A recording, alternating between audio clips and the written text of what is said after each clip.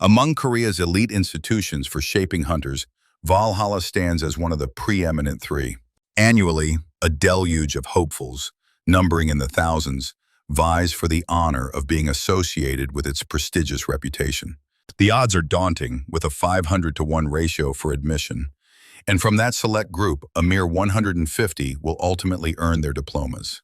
The grueling admissions process kicks off with placement duels, pitting aspirants against each other in enclosed arenas, all under the watchful eye of the head instructor, Lee Sang-cheol. This particular year, he observed an exceptionally large gallery of onlookers, among whom Yoo Min-jun, scion of the Yushin clan, one of Korea's 5 great houses, made his way toward him. A startled Lee Sang-cheol questioned whether the distinguished heir's presence was solely motivated by concern for his niece. Yoo Min-jun affirmed this, stating he was there to observe Yoo So-yeon, upon whom the family had placed considerable expectations. The Yushin family regarded Yoo So-yeon as a prodigy. By the age of 10, she could manipulate mana with the proficiency of a high schooler. At 13, she had already manifested her own sword purely from mana. By her 16th year, she had matched the prowess of the family's senior members, cementing her position as their clear frontrunner. Lee Sang-cheol, already acquainted with her impressive record, inquired if there was any further information of note. It was then that Yoo Min-jun disclosed a rumor.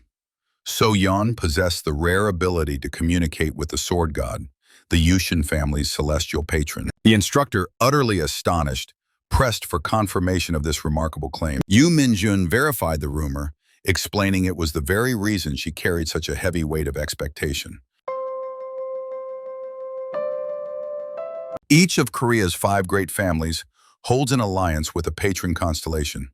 Yushin with the sword god, Chongsen with the holy spear. The lineage continues with Choijin and the king of Dao, Osin and the king of fist fighting, and finally Dojin, who is aligned with the god of bow. These celestial patrons grant their chosen families unique talents that transcend the typical blessings received by ordinary hunters. Establishing a direct contractual link for communication with a constellation is an exceptionally uncommon feat, and So-yeon's capacity to do so marked her as a true genius. Changing the subject, Yoo Min-jun asked about So-yeon's performance in the current examination.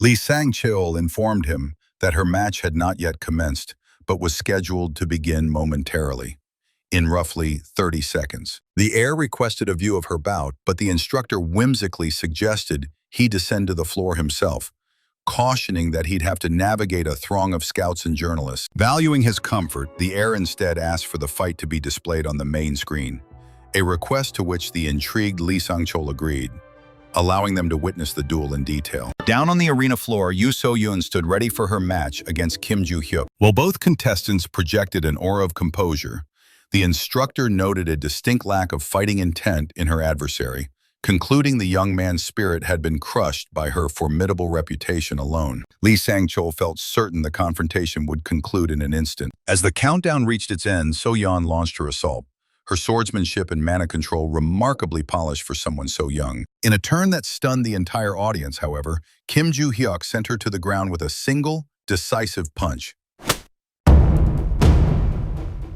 Kim Joo-hyuk was declared the victor of the match. He scanned the assembled crowd, muttering his disappointment at their weakness and questioning if this was truly the state of the world 300 years in the future.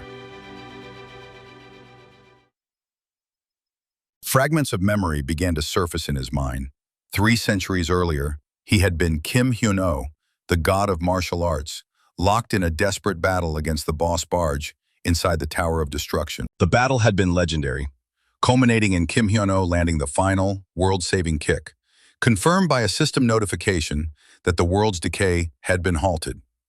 Yet the tower itself started to crumble, and in his depleted state, he lacked the strength to escape its collapse. Weary of a hunter's life he'd begun in childhood to earn money and fame, he found himself regretting his failure to summon his students. Their assistance might have altered his fate, but he knew they would have surely perished against a foe like Barge. Succumbing to despair, he met his end.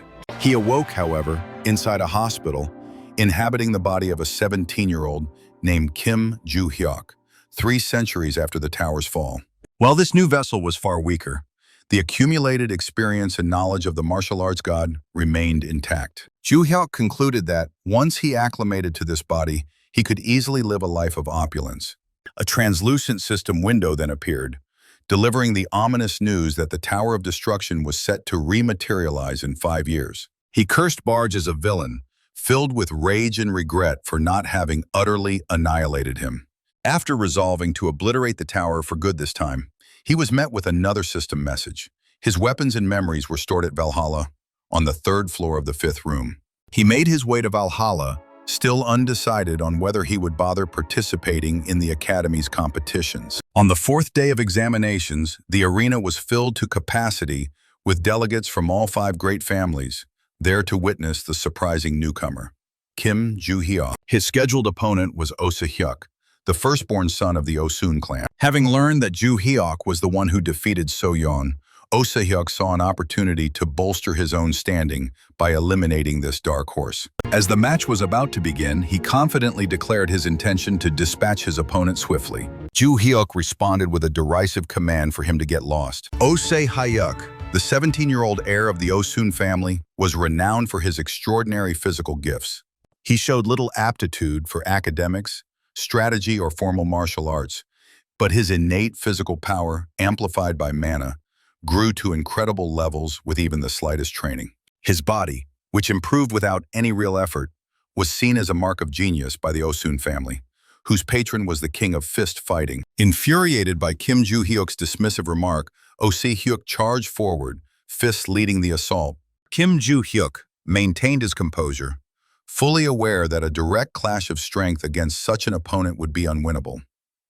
His vast experience and mastery of martial arts, however, provided him with a decisive edge. Effortlessly evading the powerful strikes, he keenly observed Osa Hyuk's patterns, patiently awaiting the perfect moment for a counterattack. With a single impeccably timed blow, he sent his rival sprawling to the canvas, leaving the spectators and judges in a state of disbelief. The instructors and officials were baffled that Osa Hyuk, with all his raw power, could be defeated with such apparent ease.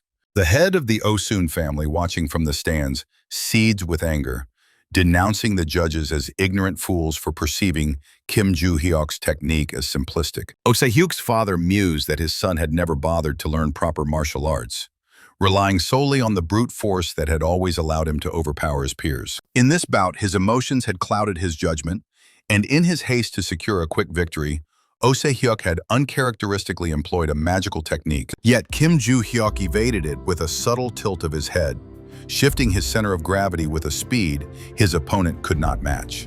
The Osun patriarch understood then that Kim Ju-hyuk had formulated a strategy from the very beginning, a clear sign of his monstrously advanced talent.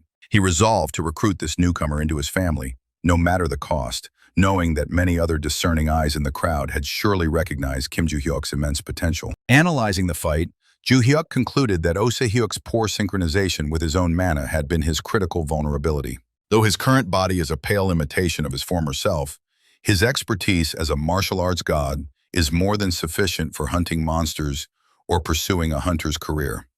The subsequent match placed Kim Ju-hyuk against Choi Ah-rin, the second daughter of the Choi Jin family, whose patron was the Qingdao constellation. Ah-rin, a 17-year-old with a massive following of admirers, was an annoyance to Kim Ju-hyuk, who found it baffling that her peers addressed her as Nuna, an honorific for an older sister. As the final ranking match, the atmosphere in the arena was electric with anticipation. Ah-rin broke the pattern of his previous opponents by not immediately attacking, instead choosing to cautiously assess the situation. Appreciating her prudence, Kim Ju-hyuk judged her to be more intelligent than So-yeon and Osa Hyuk, and he contemplated whether he needed to reveal his full capabilities. He advanced, closing the distance to bait Ah-rin into making the first move. She unleashed the transformative ability unique to the Choi Jin clan, a feat she had mastered at the astonishingly young age of 17. Her fans erupted in cheers, hailing this generation of the 5 families as truly exceptional. Ah-rin focused her mana, swinging her blade at what she perceived as the opportune moment, only for Kim Ju-hyuk to materialize instantly behind her. He pointed out with scorn that it was simple to evade an attack when her eyes broadcasted her intentions so clearly. Ah-rin fell back, parrying his strike with her blade. But Kim Joo-hyuk sensed the imperfection in her defense, noting her slightly unbalanced posture. He gestured for her to evade his next attack before landing a precise strike that sent her to the ground. After securing the win, Kim Joo-hyuk felt something was unusual about her attack but dismissed it, as the victory was his regardless. He had secured the top rank in the placement matches. Upon exiting the academy, he was immediately swarmed by a pack of reporters bombarding him with questions about his background and his stunning victories. He furiously snapped at them to get out of his way, having no desire to squander his time on their pointless chatter. His name dominated online forums, where people endlessly debated his unbelievable triumphs during the Valhalla entrance exams, a renowned institution with a centuries-long legacy of training hunters. Despite the applause he received upon his acceptance into the first year, he felt nothing but a profound sense of tedium. The other students couldn't help but stare and whisper about him, while Kim Joo-hyuk, the reincarnation of the martial god Kim Hyun-oh, wondered if his performance the day before had truly been that remarkable. Recalling the system notification about his weapons and memories on the third floor of Valhalla's fifth room, he figured it would be a straightforward task to retrieve them and depart. His train of thought, however, was cut short by the commencement of the first day of classes. Kim Joo-hyuk made his way to the virtual combat simulation classroom, where he was greeted by instructor Kim Lee-gong, a 24-year-old from the Choi-jin family who was formerly the head of Valhalla's instructors. Within the classroom, he recognized several familiar faces: So-yeon of the Yu-shin family, Oh-se-hook of the Oh-sun family, and Choi Ah-rin of the Choi-jin family. They were all scions of the great families, blessed with extraordinary powers by their patron constellations.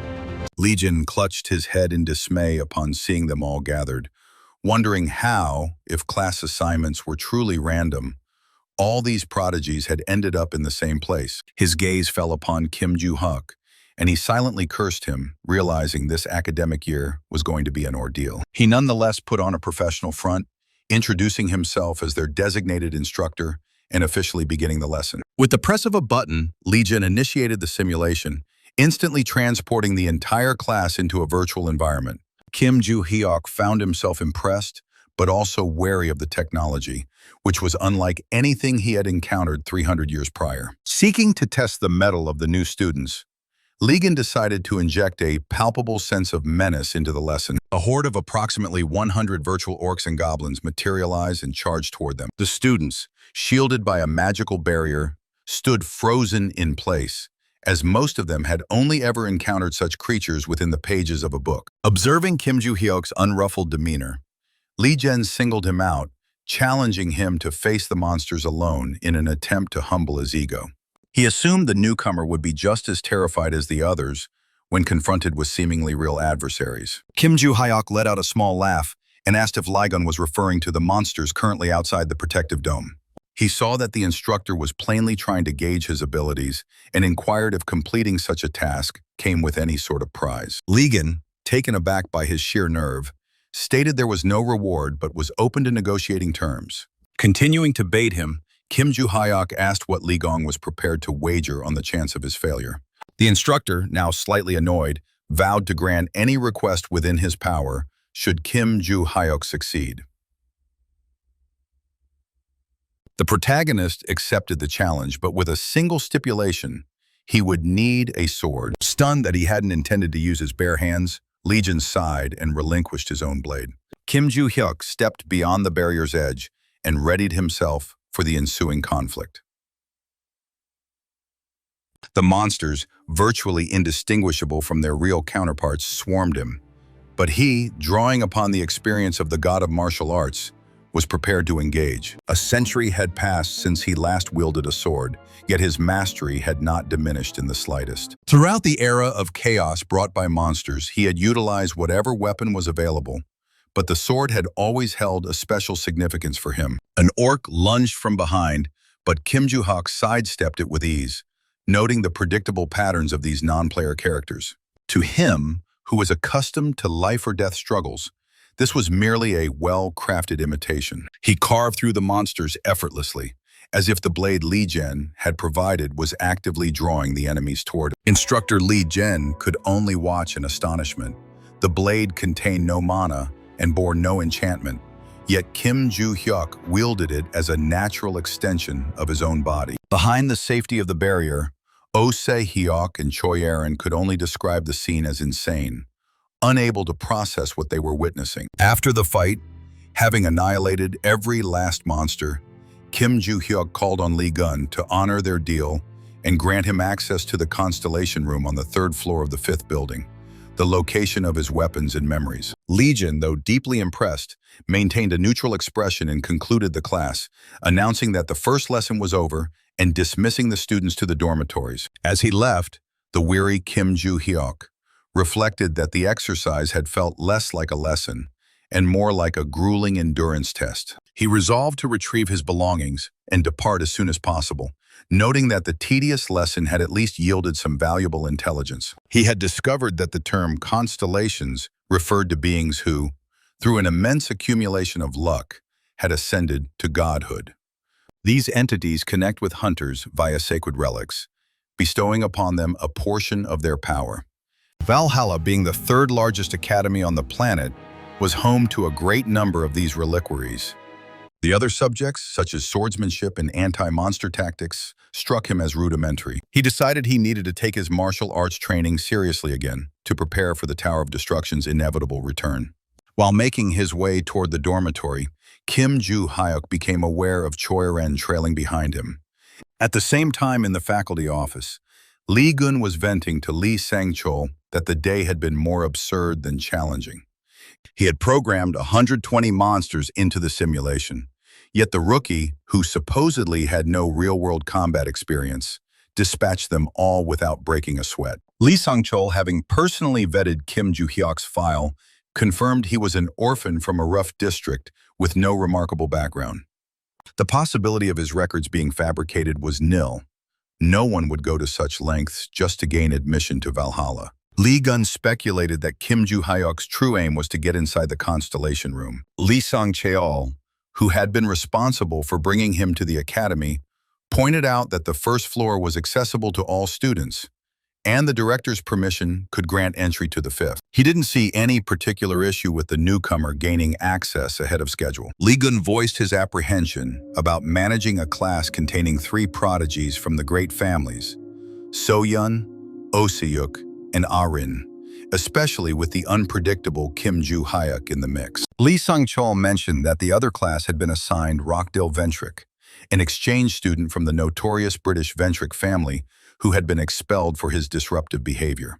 This information offered Lee Gun a small measure of relief. His situation, it seemed, could have been worse. Kim Joo-hyuk came to a halt and directly asked Ah-rin what she wanted from him. Flustered, she made a request to be taught the art of fencing. Ah-rin persisted, asking him once more, but Kim Joo-hyuk repeated his refusal firmly, telling her to leave him be. He felt no desire to instruct others, particularly since his new body, though better than he'd anticipated, lacked any magical aptitude and struggled with mana control. Ah-rin watched him walk away in silence, her expression one of unwavering resolve. Later, on his way to class, Kim Joo-hyuk had an encounter with Rockdell Ventric, the exchange student from Britain, and his attendant Uriah de Felix. Rockdell introduced himself with a condescending smile and wasted no time, inviting Kim Joo-hyuk to join forces with him to become stronger. He elaborated that the Ventric family, a dominant force in Europe, held a unique relic, a beaked mask tied to a constellation of S-class or higher. In a departure from other families where constellations selected their guardians, the Ventrics formed contracts directly with family members, regardless of their lineage. This practice ensured that even members from collateral branches wielded power comparable to the main family line. Rockdell, himself from a side branch, had been expelled from the British Academy due to his behavior. Yet his arrogance had not diminished in the slightest. He operated under the belief that his family's influence would always grant him his desires and had set his sights on recruiting Kim Joo-hyuk after hearing of his exploits in the entrance exams. Unimpressed, Kim Joo-hyuk dismissed Rockdell as a fool, stating he had no interest in his pompous displays. An enraged Rockdell retorted by calling him an ignorant and grimy commoner, but his tirade was cut short by the arrival of Instructor Lee Sang-chol.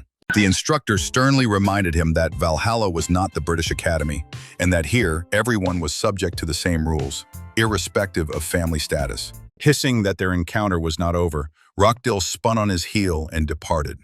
Kim Joo-hyuk was fuming as he returned to his dorm.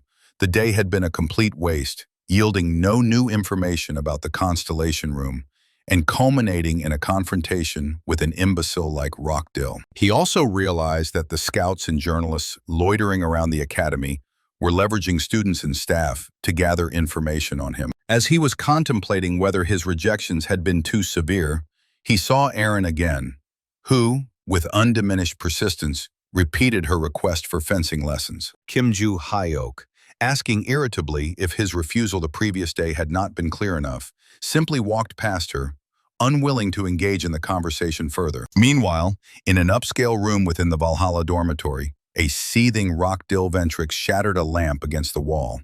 The thought that a worthless orphan like Kim Joo-hyuk had dared to disrespect him was more than he could bear. In his fury, he commanded Yuria D. Felix to get in touch with someone named Deezer to handle the troublesome newcomer. Still consumed by rage from his humiliation, Rockdell Ventric turned his aggression on his maid, Yuria de Felix. He violently grabbed her by the hair, demanding she answer him and threatening to have her cast out from the Ventric family, reminding her of her fallen status as the former eldest daughter of the palace family. Yuria, now on the floor, maintained a defiant silence, refusing to comply. Rockdell did not bother to repeat himself, instead issuing a new command. Make contact with Deezer to deal with Kim Joo-hyuk, and also inform the son of the Rise family, a second year, that Ventric wished to see him. Back in his own dorm room, Kim Joo-hyuk was breathing heavily, contemplating the inherent weakness of his new vessel. The fact that it was incapable of drawing out even a speck of magic was a source of profound irritation for him. His focus was broken by the mental image of Choyeon, who had doggedly followed him all the way back to the dormitory. He spun around suddenly, demanding to know how long she planned to shadow him. Unyielding, Aaron once again asked him to teach her the art of the sword. In an attempt to finally dissuade her, the annoyed Kim Joo-hyuk named an exorbitant price for his tutelage, 10 million won. Aaron simply lowered her gaze and said nothing, leading him to believe she couldn't afford such a sum as he started to walk away. The girl, however, stopped him and requested his phone number to facilitate the money transfer. To his utter astonishment, a notification for a transfer of 100 million won appeared on his phone.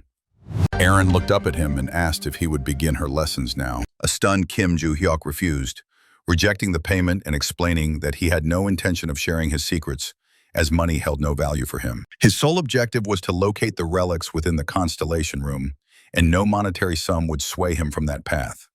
Deciding to take matters into his own hands, Kim Joo-hyuk waited for the cover of darkness before setting out to survey the Valhalla grounds.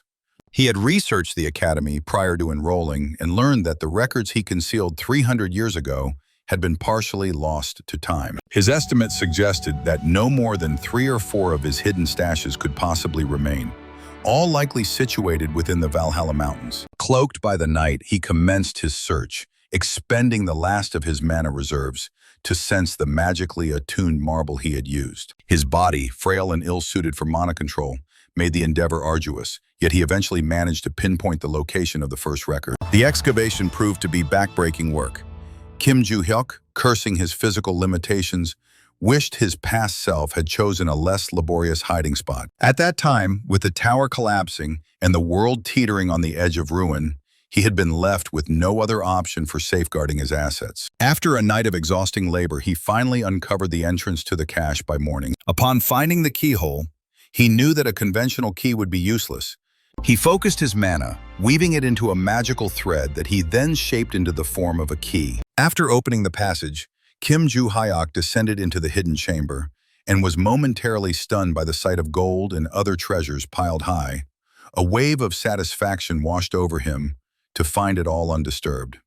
Kim Joo-hyuk picked up one of the enchanted stones and channeled a small amount of mana into it, feeling his body instantly suffused with magical energy, just as he expected from such potent artifacts. As he debated whether to leave the bulky gold or take the more portable jewels, he lamented his profound fatigue.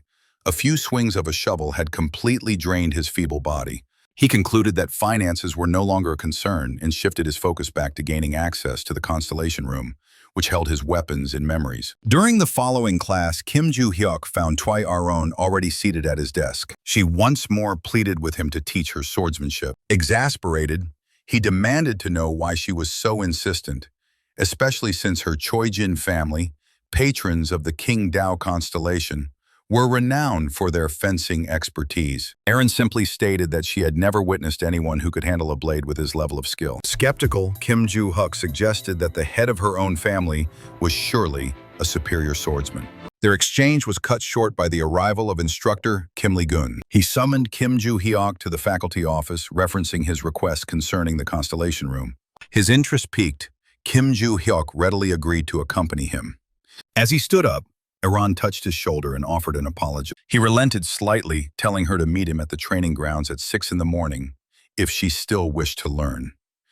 Overjoyed, Aron promised she would be there without fail. In the teacher's office, Lee-gun informed Kim Joo-hyuk that he had been granted permission to enter the constellation room in the basement, but access was restricted to the first floor only. Kim Joo-hyuk asked for clarification on when he would be permitted to go. Lee-gun, certain that Kim Joo-hyuk wouldn't cause a problem over the restrictions, gave his assent. That evening, he escorted him to the constellation room, a location secured more heavily than Valhalla's main gates. Lee-gun explained that, as one of the world's 3 greatest academies, the institution housed relics surrounded by formidable magical defenses. The very walls pulsed with mana, with only the primary entrance left free from these powerful wards.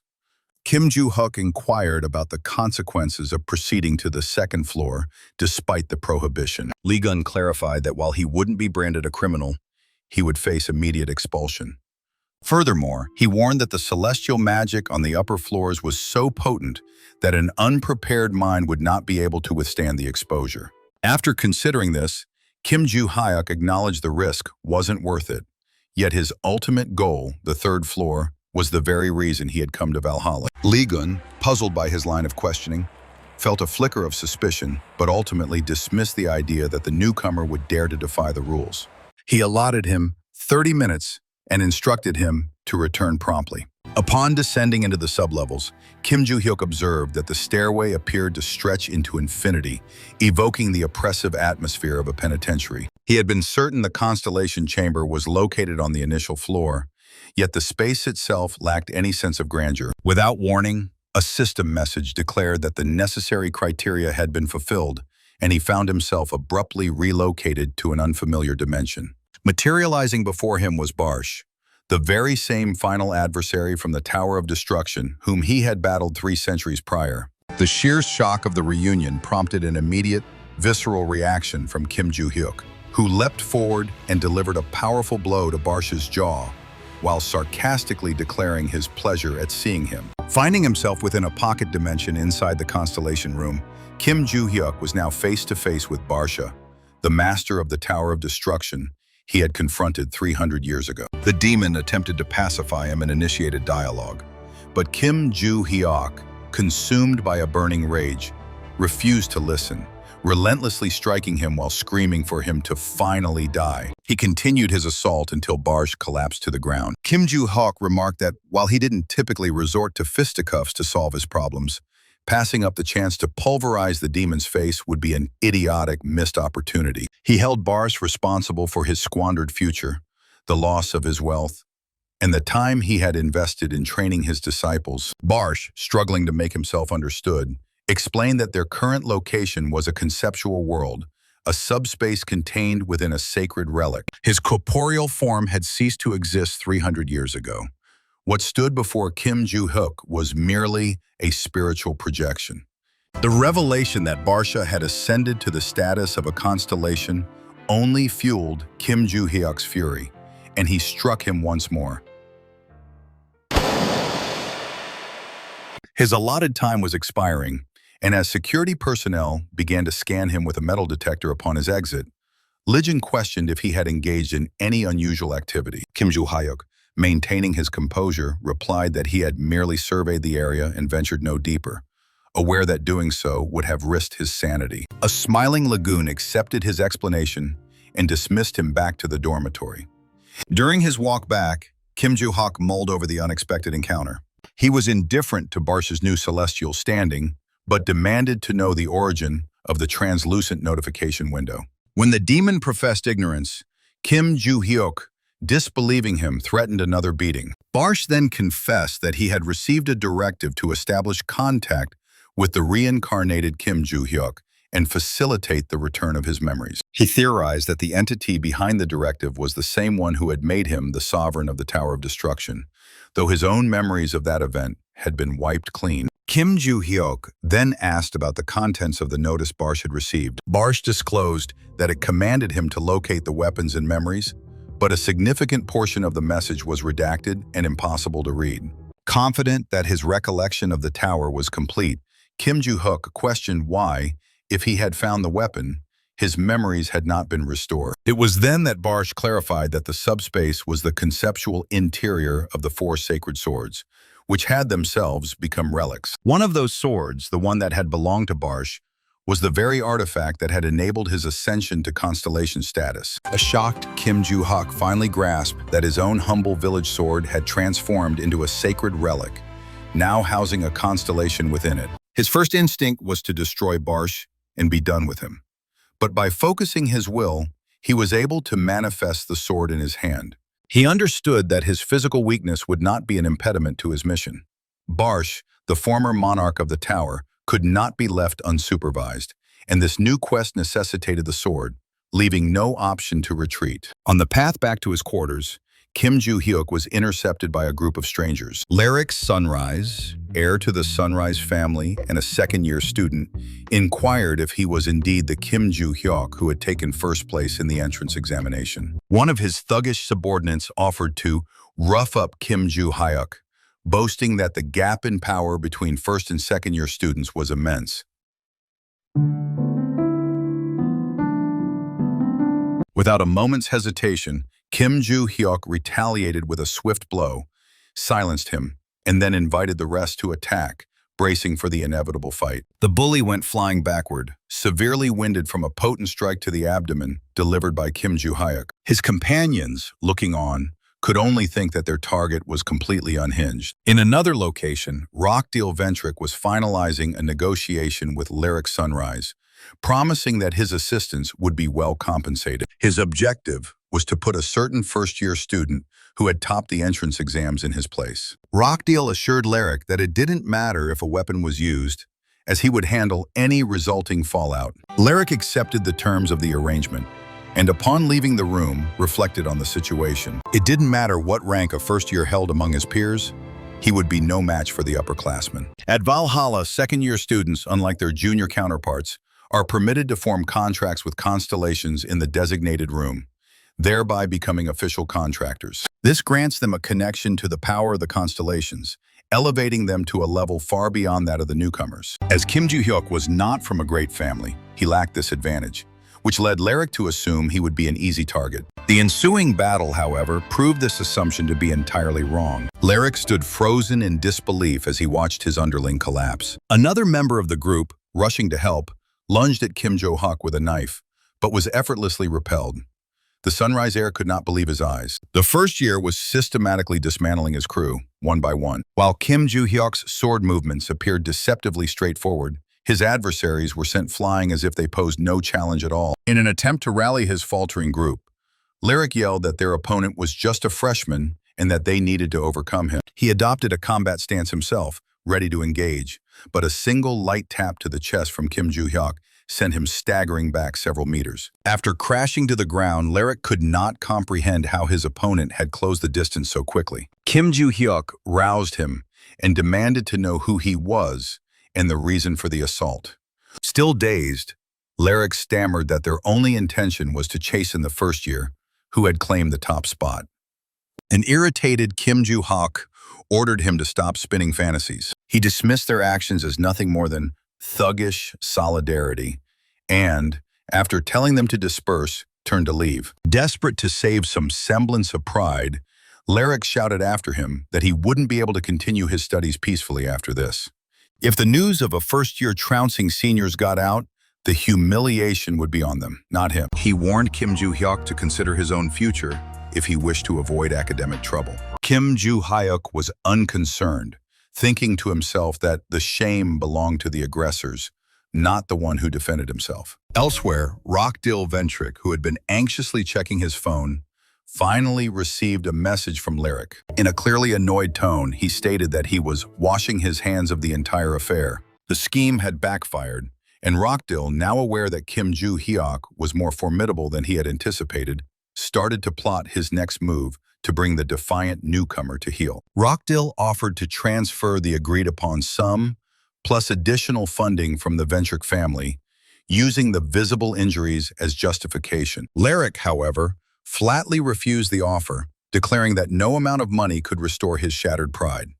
He then ended the call in a fit of rage. Rockdell, in a fury, hurled his phone to the ground and demanded to know if Yuria de Felix had made contact with Daiser. She confirmed that she had arranged a personal meeting, but explained that Daiser's remote location meant he would not be able to arrive for some time. For the tense of time at that moment in Mexico, within the Arapia Academy, Daiser reviewed the message from Rockdell. A smirk formed on his face when he learned his target was Kim Joo-hyuk. Since his expulsion, his income had dried up, and this job promised a substantial payout. Daiser accepted the offer and prepared to travel to Korea. The following day at 6 in the evening, Kim Joo-hyuk entered the Valhalla training hall and was taken aback by its sheer scale.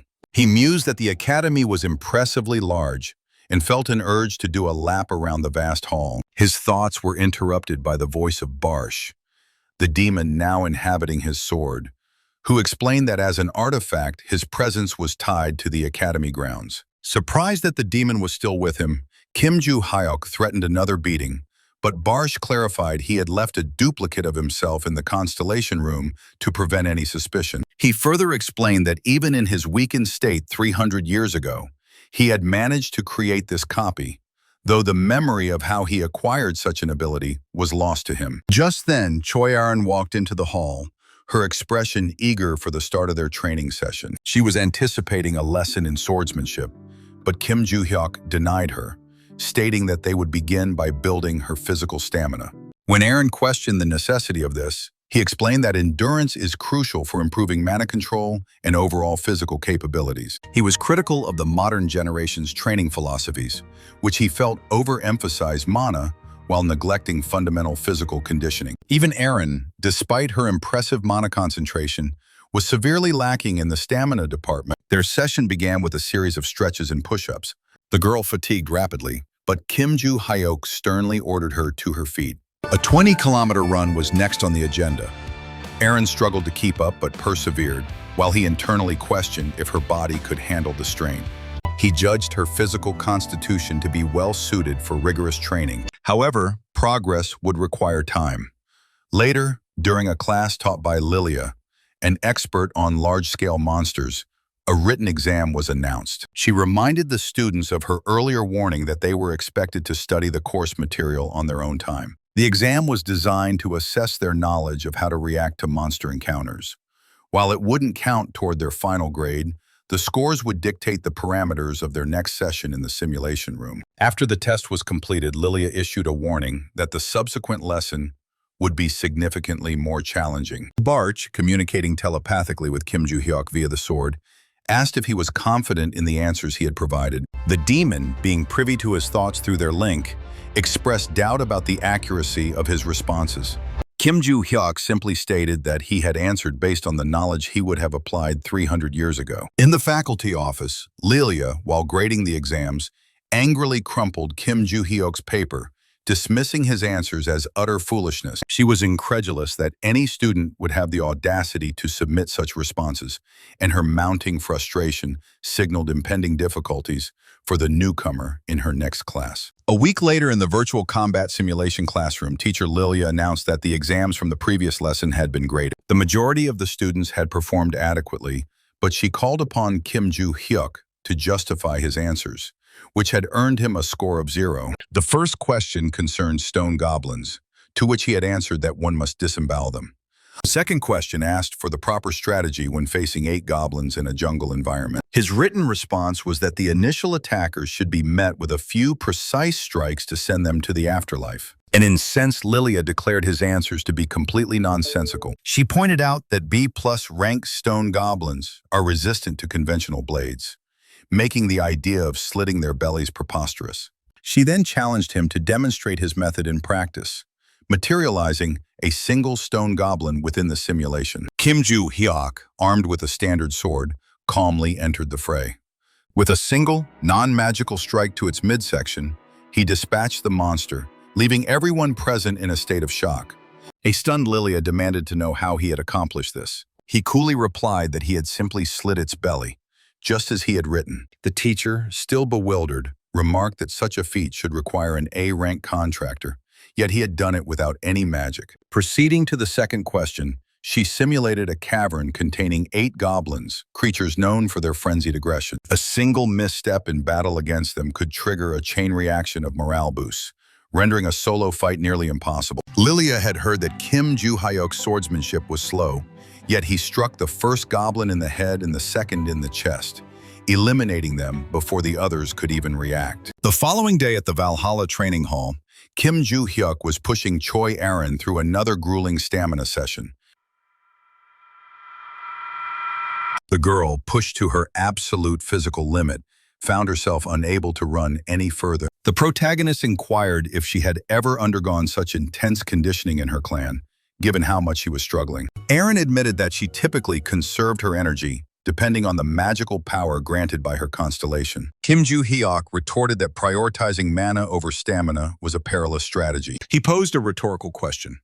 What would she do in a dungeon where magic was nullified?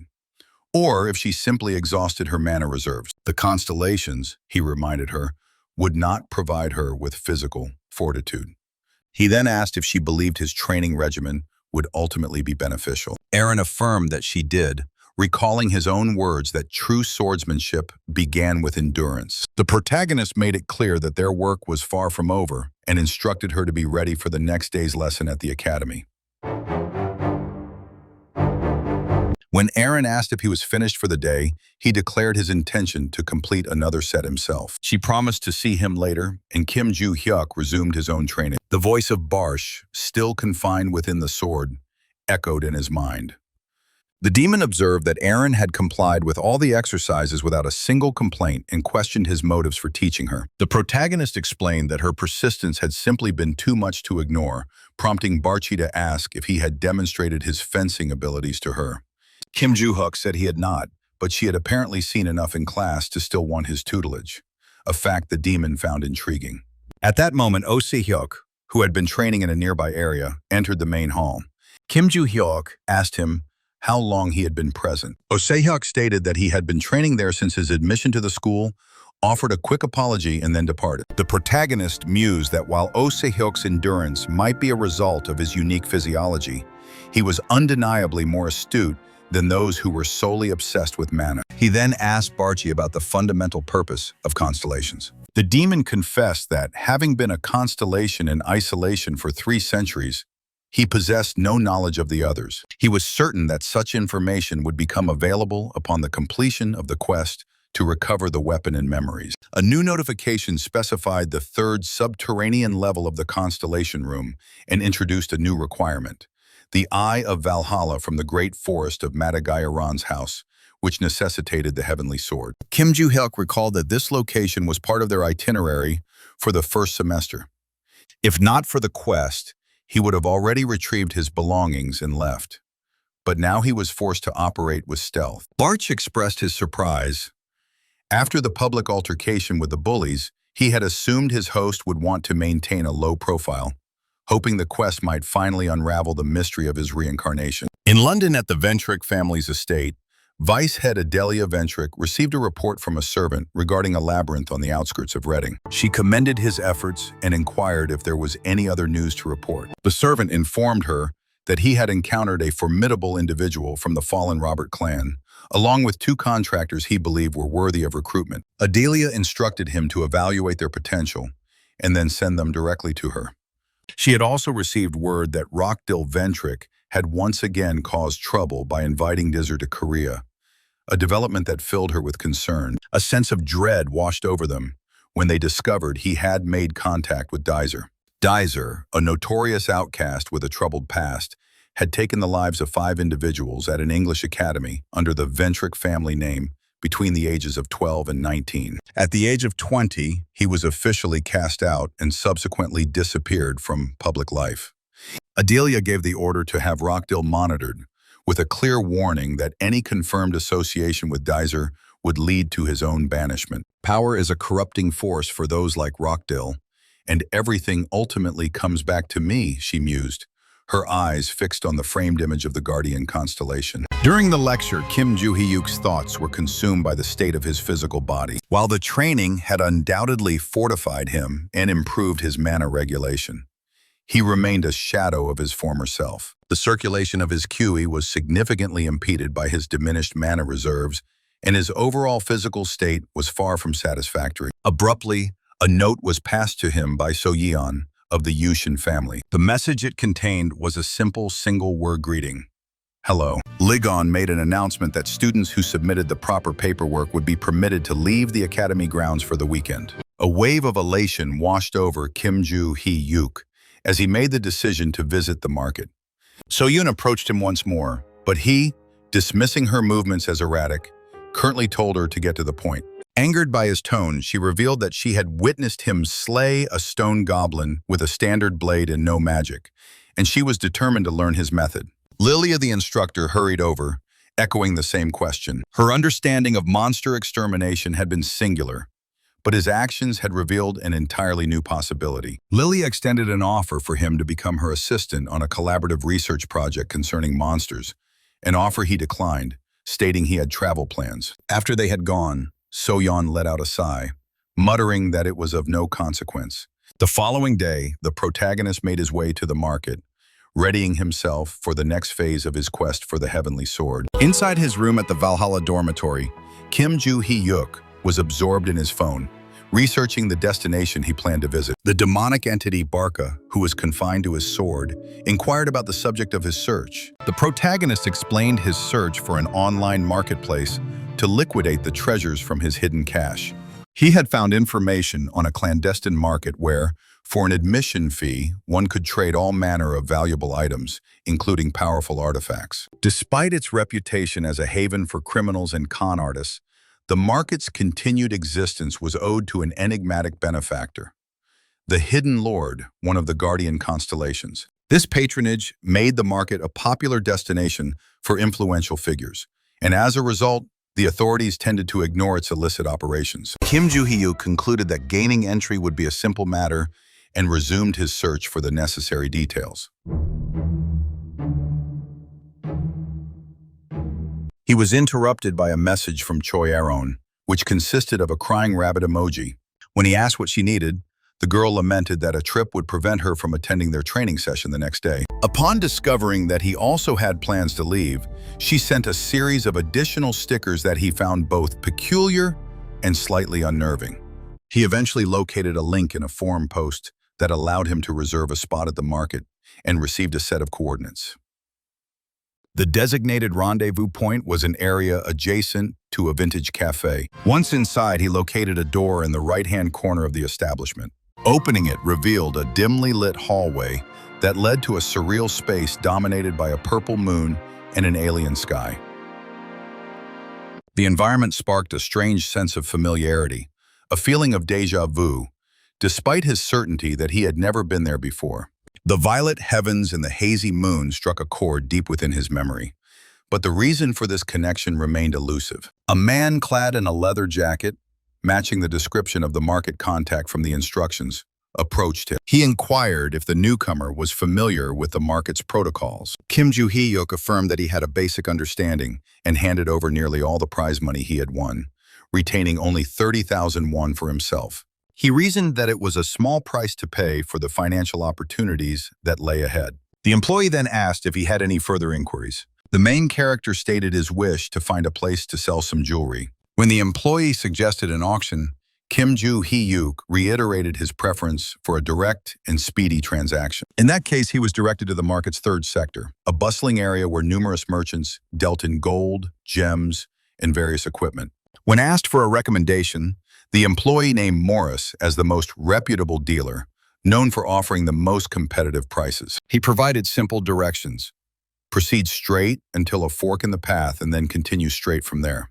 He also gave a strong recommendation to wear a mask, as the clandestine nature of the goods traded there meant most patrons concealed their identities. The employee presented him with a mask as a complimentary gift and wished him success in his endeavors. After expressing his gratitude, Kim Joo-hyuk proceeded toward the 3rd district. He located Morris and declared his intention to sell some items. The merchant responded that the viability of a sale depended on the merchandise, but that he could readily appraise gold and jewelry. The protagonist produced a pouch filled with treasures. As Morris inspected the contents, his eyes widened in recognition. These were artifacts from the era of destruction, relics of immense rarity and value. He asked the young man about their origin, but Kim Joo-hyuk simply reminded him that such inquiries were not customary at the market. Morris quickly apologized, confessing that his current funds were insufficient to purchase the entire lot. He proposed listing the artifacts at the auction house in the large central building, but cautioned that due to a backlog of reservations, it would be a 2 to 3 week process. With a sigh, Kim Joo-hyuk asked for a rough estimate of their value. Morris displayed a figure on his phone that left him momentarily speechless at the sheer number of digits. The merchant clarified that this was merely his personal valuation and that the final price at auction could be substantially higher. Relics from the Age of Destruction were prized not just for their antiquity, but for their synergistic properties with the constellations that had emerged at the end of that period. With one of these artifacts, even a person with no special lineage could potentially form a contract with an S-rank constellation like the Alchemist's Own. After confirming the authenticity of the mana-circulating artifacts, Morris made an offer to purchase the 8 rings, declaring it his fortunate day. Kim Joo-hyuk agreed to the partial sale, securing a significant sum that effectively resolved his financial issues. He exited the market through the same portal and found himself back in the cafe. His departure was immediately followed by a call from his instructor Lilia, who invited him to lunch at the gym, her treat. She ended the call abruptly before he could respond. The protagonist considered her motives. Perhaps she sought friendship, but given his free schedule, he saw no reason to decline. As he was leaving, he failed to notice another individual approaching Morris, a man who was in fact the Black Cat, the proprietor of the entire market. He playfully chided Morris for his casual demeanor, but admitted that he found his communication style refreshing. The Black Cat revealed that, for the first time in a great while, he had submitted an anonymous bid for the upcoming auction, as his own constellation had taken an interest in the ring. As he was examining the artifacts, a notification appeared. Another constellation was also monitoring the ring and was determined to acquire it. At a restaurant within Valhalla, Kim Joo-hyuk sat for a meal with his teacher Lilia, but left his food untouched, pondering the necessity of such an establishment at the academy. Lilia clarified that, in addition to the standard cafeteria and staff cafe, there were also conventional restaurants available for both students and faculty. Bemused by his lack of awareness, she moved on to the purpose of their meeting, formally offering him the position of her assistant. The main character's refusal was immediate, but Lilia pressed him to at least hear the full offer. She detailed the benefits, a scholarship, numerous institutional guarantees, and the opportunity to co-author a dissertation on newly discovered monster characteristics. If their research were to be published, his name would be entered into the records of the World Association for the Study of Monsters, a distinction that would bring both renown and wealth. He would also be granted leave from the academy twice a week, a significant increase from the standard once-a-month allowance. Kim Joo-hyuk skeptically inquired if there were any additional perks. A slightly exasperated Lilia added that he would have the privilege of working directly with her, but he once again declined, stating that her terms held no appeal for him. His primary objective was to reach the eye of the Great Forest, a location only accessible during the certification period, and her assistance would not expedite this process. He had no desire to be an assistant or to co-author a dissertation. Lilia then proposed an alternative arrangement, an exchange of information. She would provide him with valuable intelligence in return for his insights into the nature of monsters. The instructor brought up Choi Aaron, implying a close relationship due to his ongoing training of her. Kim Joo-hyuk dismissed this, stating he was merely assisting with her stamina and that the rumors of Aaron's potential expulsion from the Choi Jin family were of no concern to him. He rose to depart, making it clear that her proposed benefits were not compelling enough. Lilia persisted, demanding that he provide some information as compensation for the meal, but he refused, reiterating that her offer was of no value to him. He did, however, pose a question of his own. Why was her demeanor so affable outside of class, yet so severe during their lessons? Lilia explained that as an instructor responsible for teaching monster combat, a strict approach was necessary. The subject she taught was a matter of survival, and since many students failed to retain even the most fundamental attack patterns, she had to maintain a stern persona. Kim Joo-hyuk labeled this as mere ideology, but Lilia insisted it was her professional obligation. She made one last attempt to extract information from him in exchange for the lunch, but he declined and took his leave. Elsewhere in Shihong, at the Choi Jin family estate, the head of the True History Guild, Choi Jong-so, had summoned his eldest son, Choi Jin-jong, and his second daughter, Erin. He made a formal announcement. In 3 weeks' time, a placement test would be held, and its successful completion would grant them the right to form a contract through the sacred relic of the Volned scientists, thereby validating their claim to the family inheritance. Any who failed would be subject to immediate disownment. Both Erin and Jin-jong affirmed that they would succeed. After the formal meeting, Jin-jong taunted his sister, asking if she had failed to grasp the subtext of their father's words. He suggested that her ambition to lead the family was a delusion, branding her as illegitimate and asserting that she, who had been unable to secure the constellation's blessing, was no competition for him, who had already established a contract. He advised her to enjoy the family's wealth while she still could, promising a reckoning in 3 weeks. Erin, clenching her jaw, recalled her mother's words. Once she became the head of the family, she would have the power to do as she pleased. This ambition had become her singular focus, and she swore to herself that she would see it through. During a class at Valhalla, Kim Joo-hyuk was lost in his own world when Barsh, the demon within his sword, noted that the examination period was fast approaching. He admonished the boy for his lack of focus, pointing out that their instructor, Lagan, was at that very moment outlining the specifics of the upcoming test. The main character, who typically tuned out such announcements, paid it no mind. Lagan emphasized the critical importance of the Academy's examinations.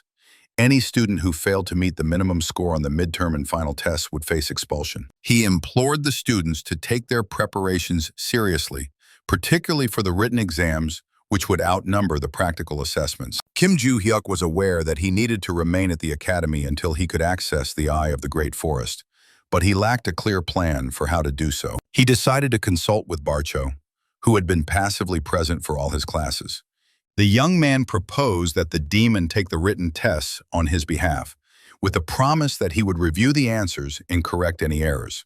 Barcho protested, calling the scheme a dishonorable deception, but Kim Joo-hyuk countered that he would have relied on his hints regardless, so the demon might as well complete the task himself. With their debate concluded, the main character exited the classroom. He was approached by Choi Erin, who asked if he intended to train that day. Deciding it was time for a frank discussion, Kim Joo-hyuk suggested that they begin her instruction in swordsmanship. He had observed from her training that her actual skill with a blade was practically non-existent. Rather than delve into intricate martial arts, he resolved to first teach her the proper way to hold a sword. He set a meeting time at the training room adjacent to the gymnasium, and a thrilled Erin readily agreed. At the start of their session, he asked her when she had last held a sword. The girl confessed that a day and a half had passed since she had last touched one, a departure from her previous daily practice due to their focus on strength training. The protagonist instructed her to unsheath her blade and grip the hilt, concentrating her force in her ring and little fingers. As she did so, her sword erupted in blue flames, despite her not consciously attempting to use magic. Erin discovered that this specific grip gave her a greater sense of control over the weapon than a two-handed hold ever had. Kim Joo-hyuk then commanded her to attack him with her full power. She focused her intent, and her movements became more fluid and rapid. Her legs seemed to move of their own accord, and her strikes gained a new level of precision. He cautioned her against channeling too much magic into her legs and urged her to continue her assault. Erin fell back and began another series of swings with her sword. The protagonist acknowledged that her striking form was already commendable, but suggested she incorporate a more complete body turn when halting her movements. He encouraged her to press the attack, and she resumed her practice, her strikes growing in confidence with each repetition. Kim Joo-hyuk, observing her progress, knew that the training had made Eren significantly more formidable, just as he had anticipated. Her advancement was a clear validation that a focus on endurance and correct form could yield substantial results, even for someone accustomed to depending on the magic of a constellation. Following an hour of rigorous practice at the Valhalla gym, Kim Joo-hyuk called an end to Choi Eren's session. The girl, though physically spent, could feel a tangible improvement in her abilities. The skills she possessed during the entrance exams felt amateurish compared to her current state, though she was still leagues away from the main character's level. It was precisely this gap in ability that had driven her to seek his tutelage. Mustering her courage, Eren went to him and asked if he would be willing to spar with her during their next session. Kim Joo-hyuk gave a non-committal response, though he was privately considering the idea. It occurred to him that interacting with her might prove beneficial. He had recognized her latent talent during the exam. She employed breathing techniques that were familiar to him, yet subtly different. This interaction could potentially help him recover his own senses, which had been dulled over the past 300 years. In a previous life, he might have deemed her worthy of being his disciple, but in this new era, the old standards no longer applied. Arn repeated her request for a sparring match, and he, in a moment of jest, told her he had no desire to. She accepted his words at face value, expressing her belief that simply following his instructions would be enough to make her stronger. They arranged to meet again at a later time. 2 weeks later, the entire student body was assembled at the Valhalla Stadium. Soyeon from the Yushin family, who had not been to the stadium since the entrance ceremony, was struck by the sheer volume of students. Osai-hyuk also expressed his surprise at the size of the crowd. Kim Joo-hyuk, clueless as to the purpose of the gathering, questioned Barcy, the entity within his sword. The demon dryly reminded him that their class instructor had explained this very event 2 weeks prior. At that moment, Instructor Lagoon addressed the assembled students and outlined the protocol for the midterm examinations. Their assigned task was to ensure their own survival within a synthetically generated dungeon of F+ rank. The students were instructed to create teams, preferably with 8 members.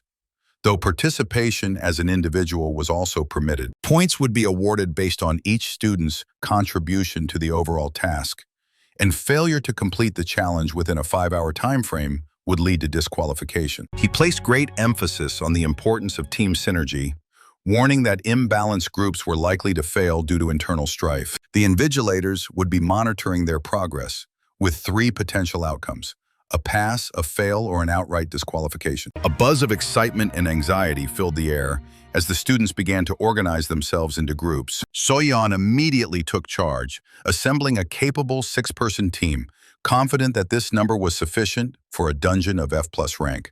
She understood the critical role of teamwork and knew that students from prominent families like her own would have a better grasp of the challenge's dynamics. While other students formed larger groups of 8 or 10, these often ill-conceived teams were plagued by infighting. With only 30 minutes remaining until the dungeon entry, the final preparations for the evaluation were underway. Kim Joo-hyuk, observing the proceedings, found himself wondering if any student had ever managed to pass the exam on their first attempt. His attention was drawn to Ah-rin, who had yet to enter the dungeon. Approaching her, he sarcastically asked if she was waiting for more favorable weather conditions. She simply stated that she was adhering to his advice. Irritated by her parroting of his own words, the protagonist announced his intention to proceed alone and suggested she do the same. Though surprised, Ah-rin resolved to follow his lead. A team of 7 approached her, inviting her to be their 8th member. She politely declined, explaining her plan to enter solo. They attempted to change her mind, warning of the high risk of disqualification.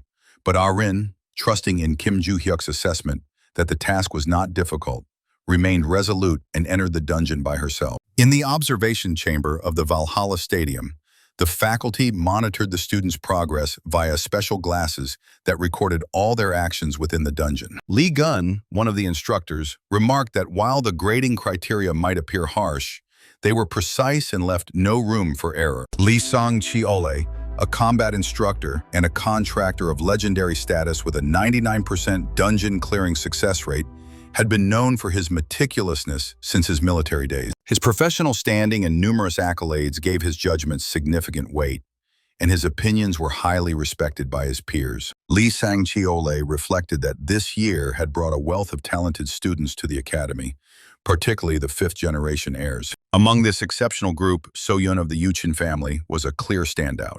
She led her team with confidence, effectively motivating her peers and engaging monsters with remarkable skill. In a standard raid scenario, she expertly assigned roles and positioned herself to guarantee both point acquisition and the successful clearing of the dungeon. The instructors were unanimous in their belief that, were it not for Kim Joo-hyuk, So-yeon would have effortlessly reclaimed her position at the top of the class rankings. The mention of Kim Joo-hyuk prompted Lee Sang-cheole to check on his performance. He switched his view to the appropriate camera, but the tracking system, which could locate any student within the dungeon, was unable to find him.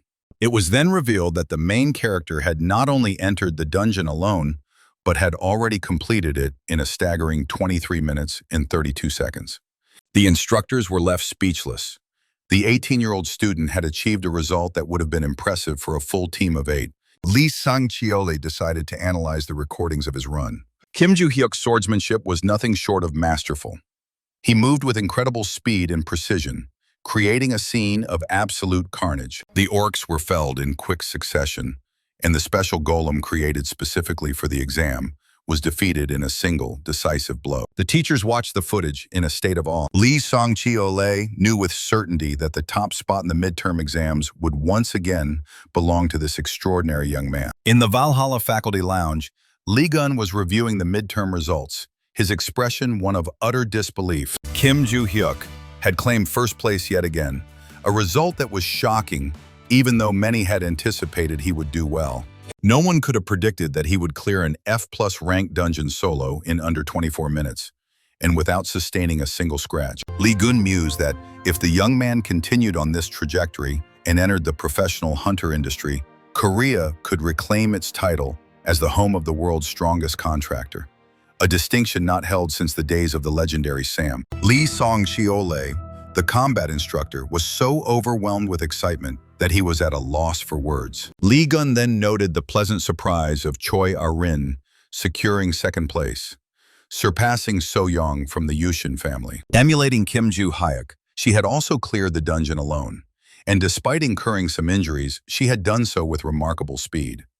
Lee Sang-cheole observed that even with the exam's focus on teamwork, the two had earned high marks for their individual prowess. He cautioned, however, that he would not recommend their solo approach to other students, as it was a feat beyond the capabilities of an ordinary individual. Lee Gun's thoughts turned to Ah-rin. She possessed the clear aura of a future leader for the Choijin Guild, yet her decision to tackle the dungeon alone was perplexing. He briefly considered that Kim Joo-hyuk might have influenced her but dismissed the idea, choosing instead to concentrate on the task of assigning grades. The following day, a crowd of students gathered around the bulletin board, buzzing with astonishment at the published results. Kim Joo-hyuk was ranked first, with Ah-rin in second.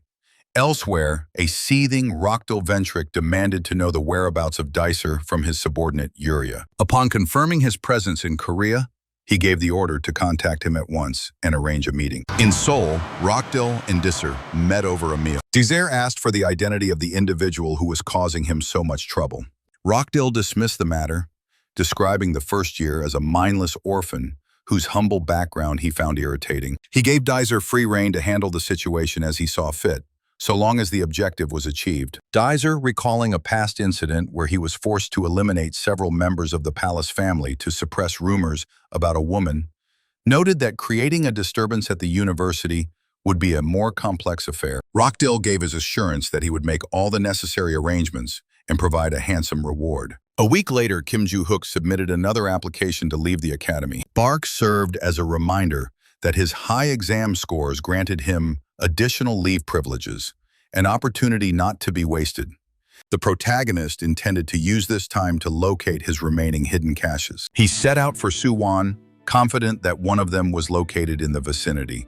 He was taken by surprise, however, when Dicer materialized before him, his appearance a clear omen of trouble. At the black market in the 7th district, the proprietor, known as the Black Cat, received a query from the Beyond Constellation, asking about the availability of the ring. He replied that the artifact was undergoing the standard processing and would be delivered via portal shortly. The Black Cat was taken aback by the constellation's unusual persistence, a reaction he had never witnessed before. He hoped that the delivery of the ring would finally placate the impatient celestial being. After placing the artifact in a specially prepared box, he informed the constellation it was ready for collection, only to be told that it was already present. The proprietor was left puzzled, his thoughts turning to the ring's origin in the era of destruction, a fact that made it exceptionally precious. Meanwhile, in Suwon, Kim Joo-hyuk found himself face-to-face with Daiser, the assassin sent by Rockdell Ventric. The stranger stood before him, and Kim Joo-hyuk asked what he wanted. Immediately sensing this was an assassination attempt, the protagonist told Daiser to take a good look at him, implying that any competent adversary would instinctively recognize his power. This was a realization he had come to a few days prior, after observing the reactions of those around him. An enraged Daiser called him a fool for a Valhalla first-place winner and threw a punch. Kim Joo-hyuk effortlessly sidestepped the attack, which connected with a tree and split it in two. Daiser smirked, calling him fortunate and suggesting it was his lucky day. The protagonist laughed in response, retorting that he had simply dodged a slow attack. After gauging his opponent's power, Kim Joo-hyuk concluded that Daiser was even more formidable than Oh Se-hyuk, and his own fragile body was not yet prepared for such powerful blows. Opting to avoid a direct confrontation, he turned and fled. Daiser gave chase, shouting that he wouldn't be allowed to escape as he swung his fist wildly. Abruptly, however, Kim Joo-hyuk stopped, aimed his fist at his pursuer, and asked if he was using mana. Daiser, astonished by his speed, hadn't even registered how close the young man had gotten. A single blow from the main character sent him flying back several meters. Kim Joo-hyuk pressed his advantage with a flurry of kicks and punches. After evading the final strike, Daiser got to his feet, still in a state of shock, and demanded to know what he had just done. With a smirk, the protagonist asked if he was unaware that he had taken first place at Valhalla. Daiser, unable to comprehend the source of his strength, accused him of using some kind of performance-enhancing drugs. Daiser, an exile from the Ventric family, reflected on his life. His innate talent and immunity to the negative effects of elixirs had made him a pawn for his parents, who had plied him with potions worth hundreds of millions in a bid to elevate the family's standing. By the time he was 16, he had surpassed the strength of any ordinary man, but his family intended to use him for their own ambitions. Refusing a life under their thumb, Daiser had eliminated them all and seized control for himself. Yet despite his overwhelming power, he was eventually cast out and became a pariah, a mere figurehead leader. He was indifferent to his family's acknowledgement. In this dark world, money was the solution to all problems. Since his break with the Ventrics, his power had only continued to grow. Rockdell's offer had intrigued him, not just for the reward, but also out of a curiosity for Kim Joo-hyuk, the first year who had topped the entrance exams and was causing such a stir. Daiser had thought it would be an amusing diversion to toy with him. Confronting Kim Joo-hyuk, Daiser questioned what kind of elixirs he had consumed to attain such strength, scoffing that the cheap concoctions available to an orphan would be insufficient. So the protagonist laughed, dismissing his words as nonsense and clarifying that his power was the result of intense training alone. He drew a comparison between Daiser and Oh Se-hyuk, but then added that it would be an insult to the latter's natural gifts to be compared to such a boy. Enraged, Daiser produced a sword that emanated a dark aura. As his magical power surged, he shouted, asking if Kim Joo-hyuk truly believed he would be allowed to leave so easily. The main character, however, gave his enemy no time to recover, striking him and sending him crashing against a tree. Grabbing Daiser by the hair, he began to pummel his face, stating that he had brought this beating upon himself. Kim Joo-hyuk had no intention of letting him go, not after Daiser had threatened his life. He told him to grit his teeth and prepared to deliver another blow. Meanwhile, in the Valhalla dormitory, Rockdell Ventric was awaiting word from Daiser. Knowing his personality, he was confident that Kim Joo-hyuk was most likely dead. Arranging a cleanup for an incident off campus was always a nuisance, but since it had occurred away from the school, Rockdell considered it a perfect outcome. He instructed Yuri to have the car prepared, but was interrupted by a call from Daiser's phone. Expecting to hear his associate, Rockdell was met with a series of muffled sounds, followed by the voice of Kim Joo-hyuk. He mockingly suggested that Rockdell's jaw must have hit the floor and then relayed a message from Deezer. If he were to die, Rockdell should burn 2 sticks of incense for him. Kim Joo-hyuk made it clear he knew who was behind the attack and told Rockdell to expect him. Rockdell Ventric hung up the phone without a word, seething at the first year's audacity. When his assistant brought him tea, he yelled at her and refused the drink. His mind was consumed by thoughts of Kim Joo-hyuk. He had never imagined he could defeat the notoriously powerful Deezer. Rockdell was now at a loss for how to deal with the young man, aware that news of Deezer's failure could reach the Ventric family, leading to unwelcome repercussions. He decided, however, that Kim Joo-hyuk's unremarkable background would work to his advantage, as he was unlikely to be accepted into any influential family. Rockdell resolved to lay low and observe his enemy from a distance, avoiding any further overt actions. Meanwhile, Kim Joo-hyuk, leaving the battered Deezer behind, resumed his journey to Suwon. Barsh, the demon in his sword, finally spoke. Asking if he had left his senses at home to have picked a fight with such an opponent, the main character replied that he would handle him later, as there was nothing more to be done at the moment. Barsh then questioned why he hadn't killed Deezer. Kim Joo-hyuk explained that in his previous life he might have, but in this world, such an act would only lead to trouble. The demon noted that the dark aura emanating from Deezer's sword felt strangely familiar. If Kim Joo-hyuk had poured in more mana, he might have been able to identify it. Barsh speculated that it was connected to black magic, a practice used in animal sacrifices 300 years ago. The protagonist concurred that the aura could be linked to the hidden side of the blade constellation that Deezer had mentioned. Kim Joo-hyuk had tried to learn from Deezer who had sent him, but the man had remained silent, likely due to a broken jaw. After setting the jaw, the guy repeated his question, but Deezer still refused to speak. Enraged, Kim Joo-hyuk crushed his hand, breaking his fingers, and demanded he tell him everything, threatening to break the rest of his bones. Deezer finally relented, admitting he had been hired by Rockdell Ventric. The protagonist, who had long suspected the student, asked why Deezer was there and if he was affiliated with Valhalla. Deezer identified himself as a first-kind mercenary, someone who carried out orders for pay. Kim Joo-hyuk, recalling the term, dismissed them as thugs who lived off the wealth of others. An insulted Deezer declared that his constellation was the hidden side of the blade, and that if he had managed to hold out for another 30 seconds with his magic, the outcome of the fight would have been different. Unimpressed, Kim Joo-hyuk said that he could let him go for telling the truth, but instead rebroke his jaw, leaving him writhing in agony. Returning to the city, Kim Joo-hyuk was in a foul mood. He hadn't located his stashes, and Rockdell Ventric was still scheming against him. He decided to employ modern tactics, recording Deezer's confession and contemplating where to release it. He placed a call to his teacher Lilia. She answered cheerfully, asking if he had reconsidered her offer to become her assistant. Kim Joo-hyuk replied that he needed an introduction to a reporter among her contacts to disseminate some important information. The next day, the media erupted with news of the attack on a Valhalla student, orchestrated by the Ventric family. Pleased with the outcome, Kim Joo-hyuk remarked that this was the nature of modern warfare. Barsh, the demon in his sword, commended him on his swift adaptation to the current culture, despite having lived 300 years ago. The main character admitted that the adjustment had not been easy and that he had learned by browsing online communities.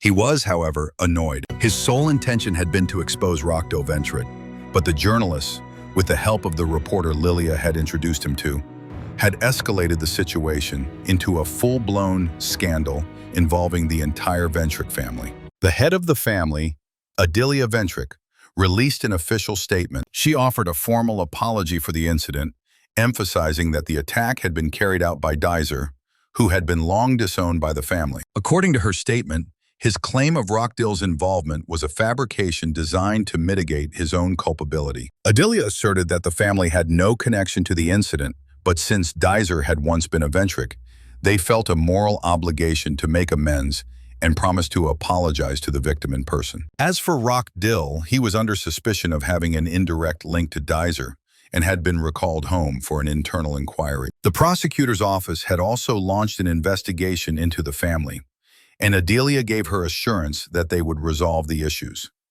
Rockdell received a call from his father, who commanded him to return home. It was a direct family order, and he had no choice but to comply. The following day, He watched an interview with Dizzer, in which he accepted full responsibility, insisting he had acted alone. Kim Joo-hyuk was shocked as he watched the video. Had Dizzer truly abandoned all pride? He despised the Ventrics, yet the prospect of a personal apology from Adilia left him feeling uneasy. Deciding the lesson should conclude early, he made his way to the cafe on the academy grounds to meet with Lilia. She immediately renewed her offer for him to become her assistant, which he again declined. The teacher playfully asked if he had invited her on a date, but was surprised by his informal manner of speaking. Kim Joo-hyuk replied that they had been communicating in this way for some time. He thanked her for the introduction to the reporter and offered to share his knowledge of monster combat in exchange for her help in securing weekend leave from the academy. Lily countered with an offer of daily leave if he became her assistant, but he once again refused. Meanwhile, in the North Pacific, aboard a prisoner transport frigate, Dizzer was confined to a combat cell. He was seething with rage. He was being sent to the prison tower, a penitentiary created by an S-rank constellation where even the most powerful contractors were rendered powerless. Dizzer knew his silence was crucial to keeping Rockdell within the family, a sacrifice that could potentially reduce his own sentence by 5 years. The alternative was a catastrophic outcome for himself. Hearing a familiar voice, he turned, and after a sudden blow, he saw a figure whose presence signaled new and dire problems. He was confronted by an unidentified assailant who, without a word of warning, delivered a fatal stab wound to his throat. In his final moments, Dizzer heard the words, "The first kind has no use for the likes of you." His life was extinguished before he could uphold his vow of silence to shorten his sentence. At the Ventric family mansion, Rockdell was meeting with the head of the family, Adilia, and his father. The chief demanded an explanation for why he had orchestrated the attack on Kim Joo-hyuk. Rockdell apologized, claiming his actions were meant to protect the family's honor, but Adilia retorted that his wounded pride had only served to tarnish the Ventric name. She was furious, but the pressing question was, what to do next? Rockdell fell to his knees, swearing to restore the family's honor. Adilia skeptically noted that the only viable path was to banish him, just as they had done with Dizzer. Rockdell's father protested, deeming the punishment too severe, but Adilia clarified that exile would be an admission of Rockdell's guilt, an outcome she wished to avoid. Instead, she instructed him to return to Valhalla, maintain his silence, and await her meeting with Kim Joo-hyuk, after which she would render her decision. His father gave him a stern order to keep a low profile and not to exacerbate the situation. Rockdell, however, whispered to his father that despite the media storm, he would find a way to resolve everything once the situation calmed down. He alluded to a new plan, asking his father to keep it confidential and to provide his assistance. A few days later, in the Valhalla meeting room, the faculty were discussing the impending visit of Adilia Ventric, who intended to personally apologize to Kim Joo-hyuk. Ligon remarked that, while the family had officially denied involvement, their actions were, from a moral standpoint, the correct ones. He had heard that Adilia would be flying to Korea for the meeting. An irritated Kim Joo-hyuk believed the family's true intention was to punish Rockdell internally, and that the head's visit was merely a compulsory gesture. Ligon and the other instructors were troubled. The attack on a student, Dizzer's confession of Rockdell's involvement, and the Ventric's attempts to quash the scandal all raised serious questions. Lagoon voiced his suspicion that the family was making substantial donations to the academy in exchange for their silence on the matter. Kim Joo-hyuk responded calmly, stating that he would speak with Adilia. Lagoon, surprised by his composure, wished him luck. At that moment, a knock came at the door. The head of the family had arrived. Ligon excused himself from the room, leaving the two of them alone. Adilia entered, introduced herself, and expressed her pleasure at finally meeting him. Kim Joo-hyuk, maintaining a calm demeanor, returned the pleasantry. In the Valhalla meeting room, Adilia Ventric, the family matriarch, opened her meeting with Kim Joo-hyuk with an apology for the incident involving Dizzer. She reiterated the public stance that Rockdell, despite his harassment, had no involvement in the actual attack. Kim Joo-hyuk reminded her of her promise to expel Rockdell, but Adilia explained that the family was at an impasse due to a severe loss of public trust. She requested his help in resolving the scandal, promising in return to support him until his graduation and to provide a recommendation to the Ventric-sponsored guilds to secure his future. The protagonist, mentally branding the Ventrics as liars, refused the offer, declaring he had no need for their rewards. He wanted their shame, brought on by Rockdell, to persist. An enraged Adilia was suddenly enveloped in demonic energy as she reminded him to whom he was speaking. She stated that she had come to Vile Academy to offer him a path to glory, and he had dared to insult her. Unfazed, Kim Joo-hyuk pointed out her contradictory actions, first denying the family's role, then offering a bribe for his silence, and now threatening his life. A threat, he added, she would be unable to carry out. Adilia, restraining her fury, departed with a warning that he would come to regret every word he had spoken. Left alone, Kim Joo-hyuk discussed the encounter with Barge. Barge questioned the wisdom of provoking Adilia to such an extent. The protagonist explained his disdain for tyrants, who demand obedience, comparing her to an insect attempting to place him in shackles. Barge, whom he despised for the very same reason, had to agree. With a sigh, Kim Joo-hyuk decided to head to bed as his classes for the day were finished. Near the Valhalla stadium, he spotted Aaron, who was being confronted by Choi Jin-jong, the eldest son of the Choi Jin family. He was sneering at her, asking if she truly believed she could win the upcoming selection test. He advised her against even showing up to spare herself the public humiliation and offered her a deal. Aaron's silent refusal angered Jin-jong, who called it her final opportunity. Kim Joo-hyuk stepped in, calling him a clumsy oaf and demanding he stay away from the academy's students. Jin-jong, not recognizing him, was indignant. The protagonist, however, ignored him and simply told him to get lost. He asked Aaron if she concurred, and she gave a silent nod. Jin-jong, after muttering that he would see them at the test, departed. Aaron thanked her teacher, but admitted that when he had asked for her agreement, she had thought of a different word to use instead of get lost. Kim Joo-hyuk, remarking that she was more frightening than he had realized, advised her to put the incident behind her and focus on her training. On Shihyong Hill, Kim Joo-hyuk resumed the search for his hidden stashes. Barge asked if the treasures he had already recovered were not sufficient. The protagonist conceded that the demon had a point, but he was driven by curiosity. How many caches had survived, and what valuables remained within them? He harbored a hope that his findings would help him overcome the weaknesses that had been a part of him since his time as Kim Hyun-oh. He even entertained the thought that if he had met Barge earlier in his life, he might not have killed him 300 years ago.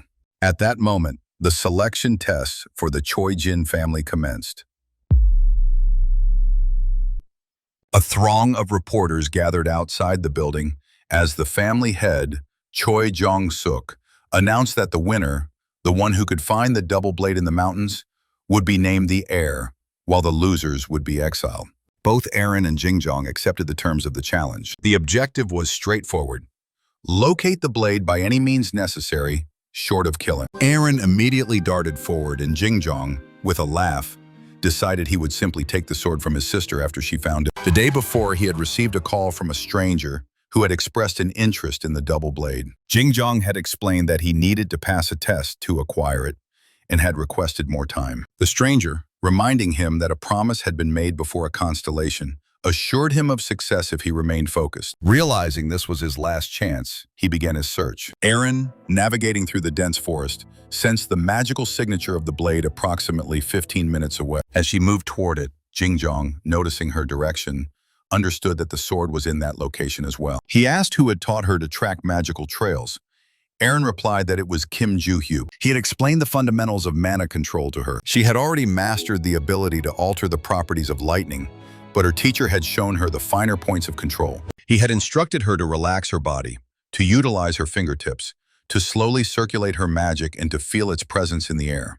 Aaron had tried it.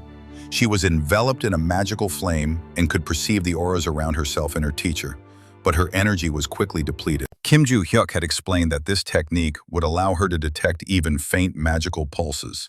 With sufficient practice, she would be able to perceive the silhouettes of objects through their magical signatures, especially if their mana type was similar to her own. He had added that from that point on, she would have to continue her training independently. Aaron had nodded, her face beaming with happiness. Jingjong, hearing this, recalled the impudent young man he had seen with Eren. Surprised that such a lowlife could possess such profound talent, he approached his sister with a menacing look. Eren declared that her teacher was far stronger than he was. Jingjong, casting aside all restraint, drew his sword and attacked. Eren parried the blow, a move that stunned her brother. He was incredulous that she had become so powerful and wondered when she had found the time to improve so drastically. On Shiyong Hill, Kim Ju-hyuk was still searching for his hidden caches. He was growing frustrated. There was only one stash remaining in all of Valhalla, and its elusiveness was infuriating him. After making one final circuit of the area, he at last located it, a wave of relief washing over him. His celebration was cut short by the sound of a powerful explosion nearby. Rushing to investigate, he came upon the scene of the battle between Choi Aaron and her brother, Jingjong. They were still locked in combat, exchanging devastating blows. Jingjong taunted that the academy had turned Aaron into a wild boar, though he conceded that she had grown physically stronger. Aaron demanded that he move away from the double blade, but he just laughed, calling her a bastard who was unworthy of the relic. Aaron, remembering Kim Ju-hyuk's advice, delivered a series of precise strikes that eventually sent her brother to the ground. She was confident that this blow would be the end of the fight and moved to claim the blade. However, Jingjong found the strength to rise, now surrounded by a demonic aura, and reminded her that her blessing was insignificant compared to his contract with the constellation. He vowed to repay her for his defeat 100 times over. Aaron, noticing the aura, asked if he had become a villain. Jingjong was taken aback by her question, but he evaded her close-range attack, stunned her, and knocked her to the ground. He then stabbed her in the stomach, warning her not to move if she wanted to live. Aaron struggled to speak, asking if he had made a pact with an evil constellation. Jingjong confirmed that, in order to preserve the honor of the Choijin Guild, he had signed a contract with an A-rank constellation from the devotee faction, the third most dangerous in the world. He was surprised that she cared about his choices and asked if she had any idea of the years he had toiled in the family guild. From the age of 12, as the eldest son, he had been expected to perform heroic deeds, but was never allowed to make his own choices. As a teenager, he had met a devotee who offered him membership, promising a life of power and freedom that was unattainable under his family's rule. The price of this freedom was the acquisition of the family heirloom, the double blade. If Aaron had simply conceded earlier, he could have easily obtained it. Jingjong then confessed that 10 years prior, during the first selection test, he had killed their older sister Choi Ah-jin, but had failed the test because he couldn't find the blade. His father had found Ah-jin and tried to save her, but she had disappeared from the hospital. Jingjong hinted that Aaron's mother had fainted upon seeing the resemblance to her missing sister in Aaron's face, and told her to give Ah-jin his regards. Jingjong raised his sword again to deliver the final blow to Aaron. At the last possible moment, however, Kim Ju-hyuk intervened, blocking his blade. Kim Ju-hyuk furiously demanded to know what in the world he was doing. Jingjong dismissed it as a family matter and warned him not to interfere. The main character, appalled by the cruelty of a family where threatening a sister with a knife was considered normal, decided to deliver his own form of justice. He struck Jingjong with a powerful blow. A surprised Aaron asked her teacher why he was there. He explained that he had been searching for a stash in the area and noticed her stomach wound. He instructed her to fall back and use magic to heal the injury, which she did. Jingjong, recognizing Kim Ju-hyuk as the rude individual who had defended his sister before, called it a family dispute and, gripping his sword, charged at him.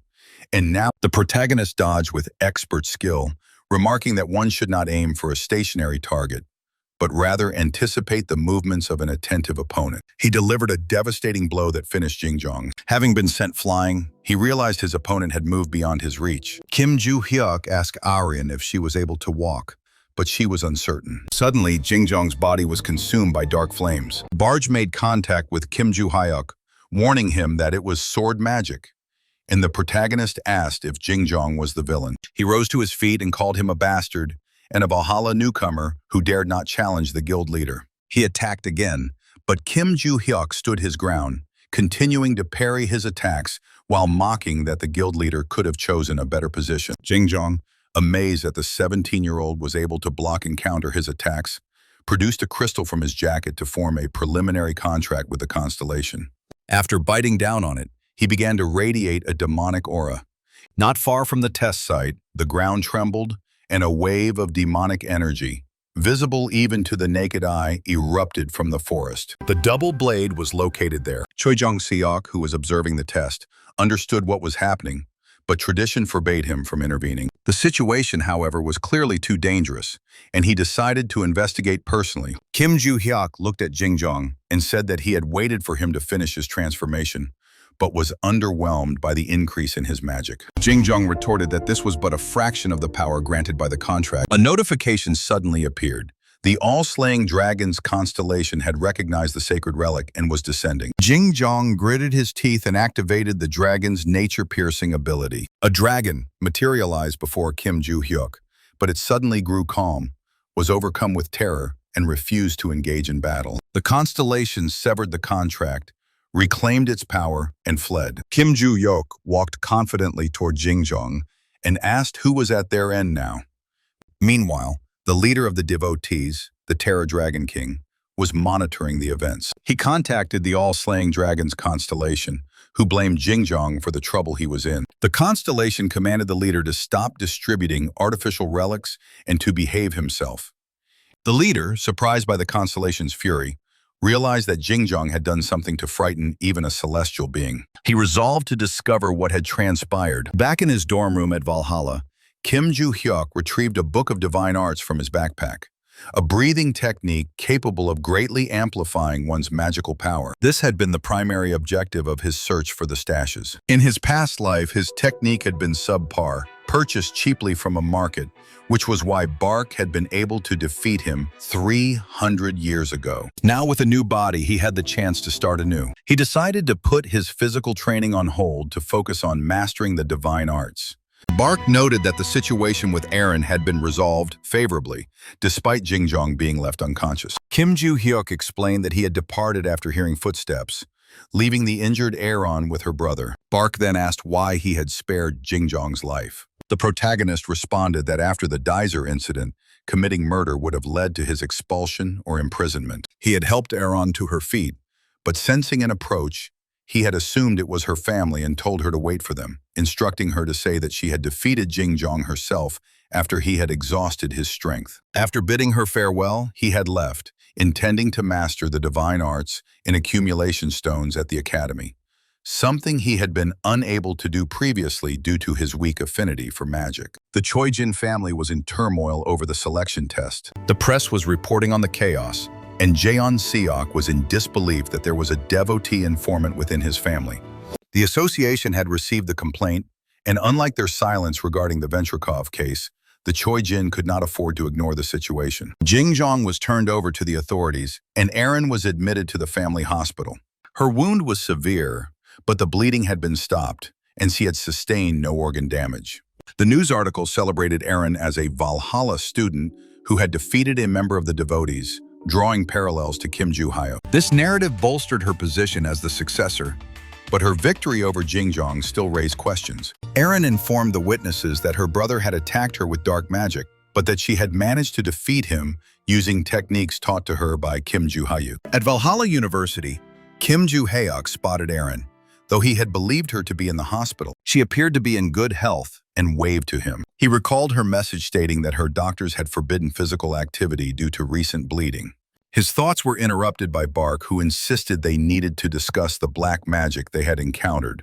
The demon felt as though something was actively preventing him from recalling its true nature. Kim Joo-hyuk was surprised and asked if it was connected to Jing-jong. Bark hypothesized that meeting the second condition on the board might remove the mental block, but admitted it was only a theory. The protagonist remembered that the second condition was tied to the Eye of the Great Forest, an exam training ground where low scores could lead to expulsion. He clutched his head, calling the wait for the exams a waste of time, but decided that in the interim, he could focus on mastering Shindong and researching the Eye of the Great Forest.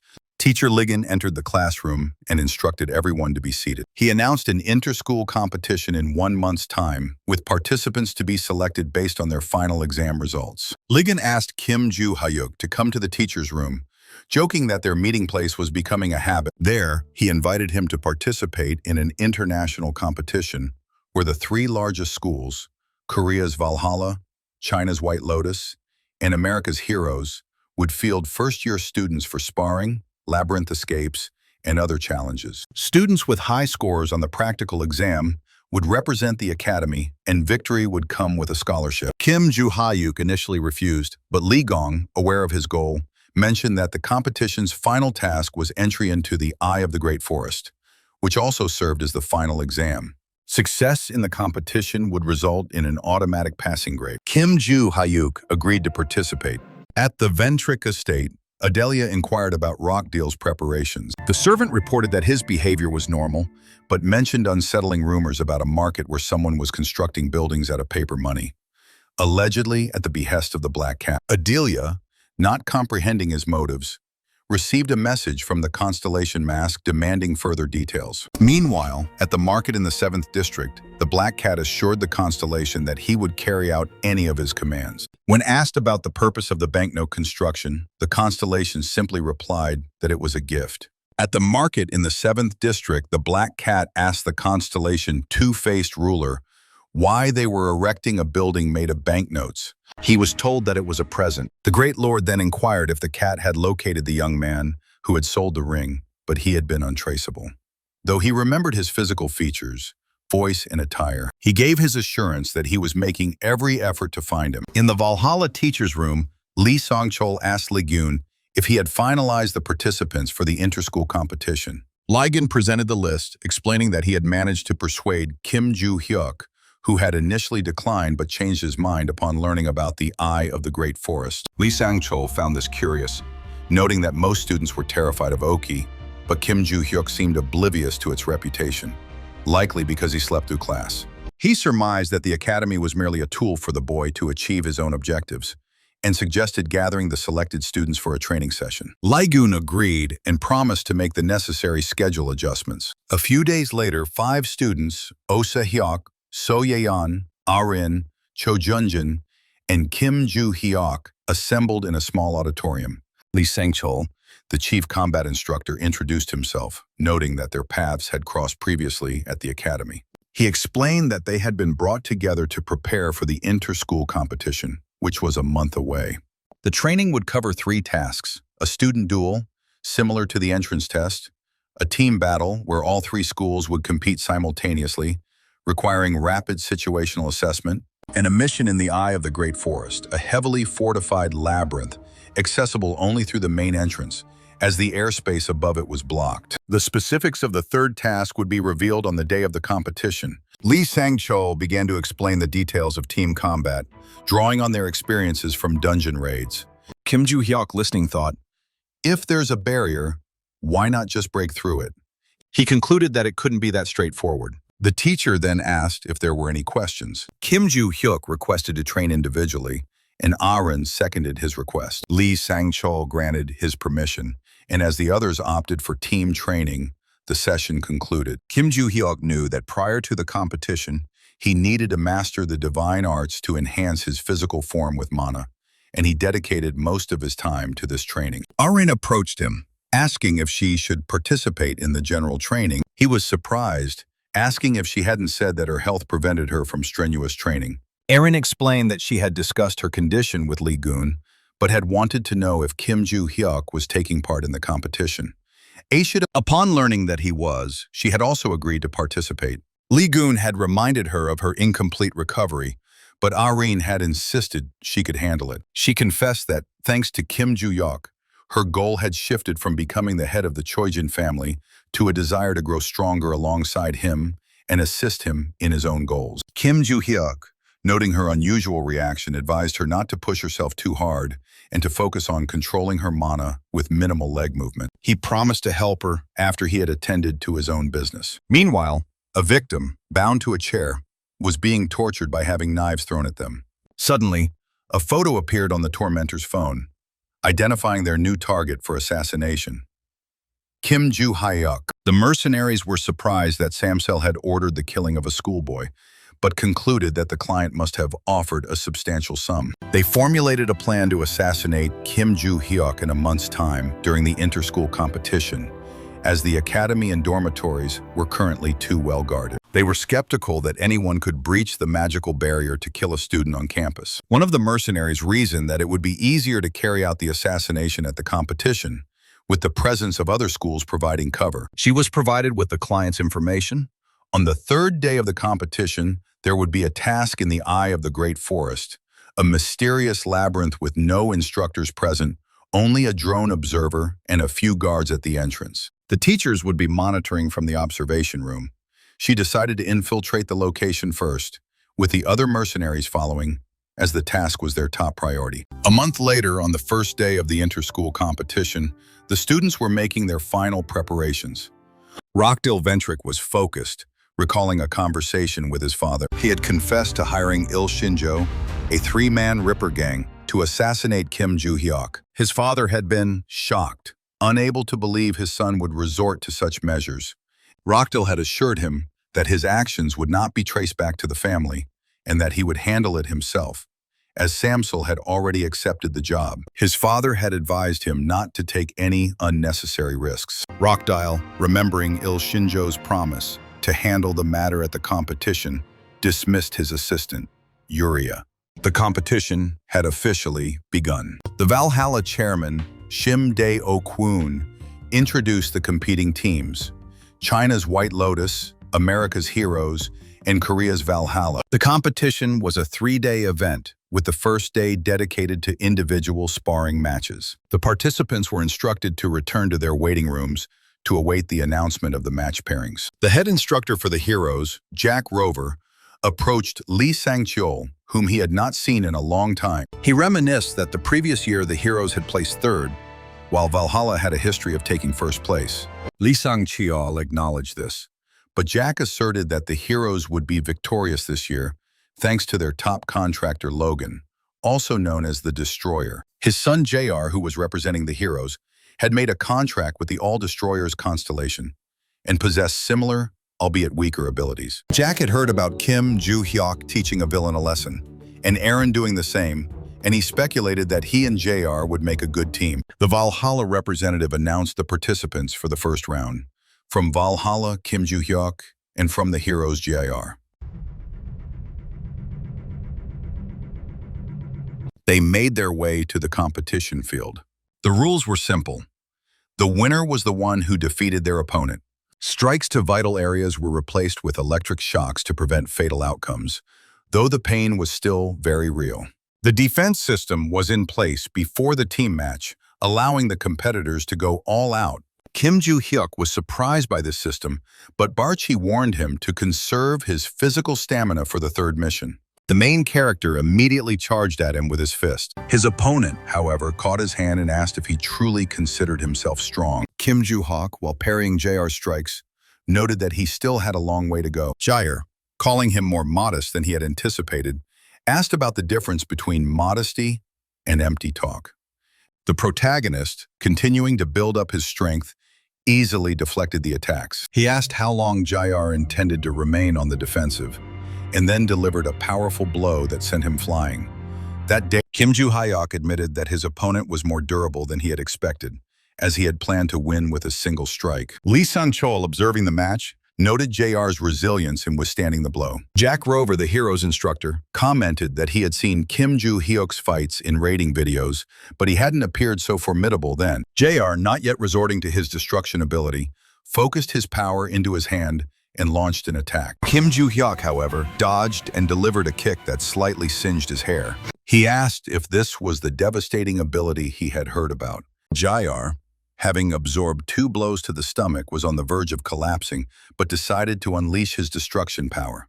He channeled his magic into the floor, shattering it and sending debris into the air. He declared that he would make his attacks unpredictable by surrounding himself with a shield of spinning rocks.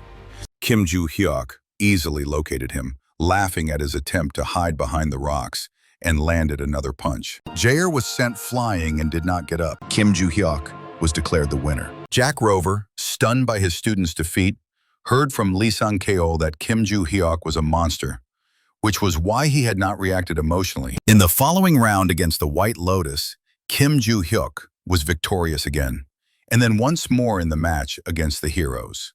And then, in the final individual sparring match, he faced Eren. She noted that since they were both from Valhalla, the Academy's victory was assured, but the fight was necessary for the individual rankings. Eren offered to concede, as she had no need for the scholarship, but Kim Joo-hyuk insisted that she fight for the sake of the audience and to demonstrate her progress, taking her injuries into account. Eren attacked with her sword, but Kim Joo-hyuk brought her down with a single blow. The Valhalla representative declared him the winner of the individual combat portion of the competition. Barchi called his actions ruthless, reminding him that he had promised to consider Eren's injuries. He replied that he had been holding back, but the trajectory of her blade had unexpectedly shifted toward her stomach, and he had reacted instinctively with a punch. He noted that Eren had grown stronger and that her mana capacity had increased, allowing her to store more energy. Lee Sang-chol praised the participants, noting that the protection system had prevented serious injuries, but still advised them to visit the infirmary before discussing the next day's stage. Kim Joo-hyuk thought it was a waste of time, annoyed by the delay before the eye of the Great Forest. Lee Sang-chol suggested they conclude the meeting and get some rest. As they were returning to their rooms, Kim Joo-hyuk stopped him to talk. In the teacher's room, Lee Sang-chol asked Kim Joo-hyuk if he had a question. He inquired if it would be possible to proceed to the Eye of the Great Forest immediately after an early conclusion of the team fight. Lee Sang-chol replied that there was no precedent for such a thing, but the rule stipulated two conditions. If a task is completed before noon, the instructor can permit advancement to the next stage. If the next stage is not prepared or the participants are incapacitated, they can either prepare for a repeat or for the next task, at the instructor's discretion. Kim Joo-hyuk asked if he could begin if he finished the team battle early and came to the teacher's room. Lee Sang-chol confirmed this, adding that an afternoon start would be even better. A pleased Kim Joo-hyuk said that he understood and that he would see him the next day. Lee Sang-chol wished him a good night. Barge asked if he was truly intending to complete the eye in a single day. Kim Joo-hyuk was glad to have advanced knowledge of the mission, and Barge asked if he planned to involve students from the other academies. The main character had no intention of wasting time. The next day, in the inner sanctum of Valhalla, Yasan, the academy's representative, opened the second day of the competition by announcing the team battle. 5 representatives from each school, Valhalla, White Lotus, and Heroes, would face off in a rugged mountain environment, with the battle being broadcast holographically for spectators.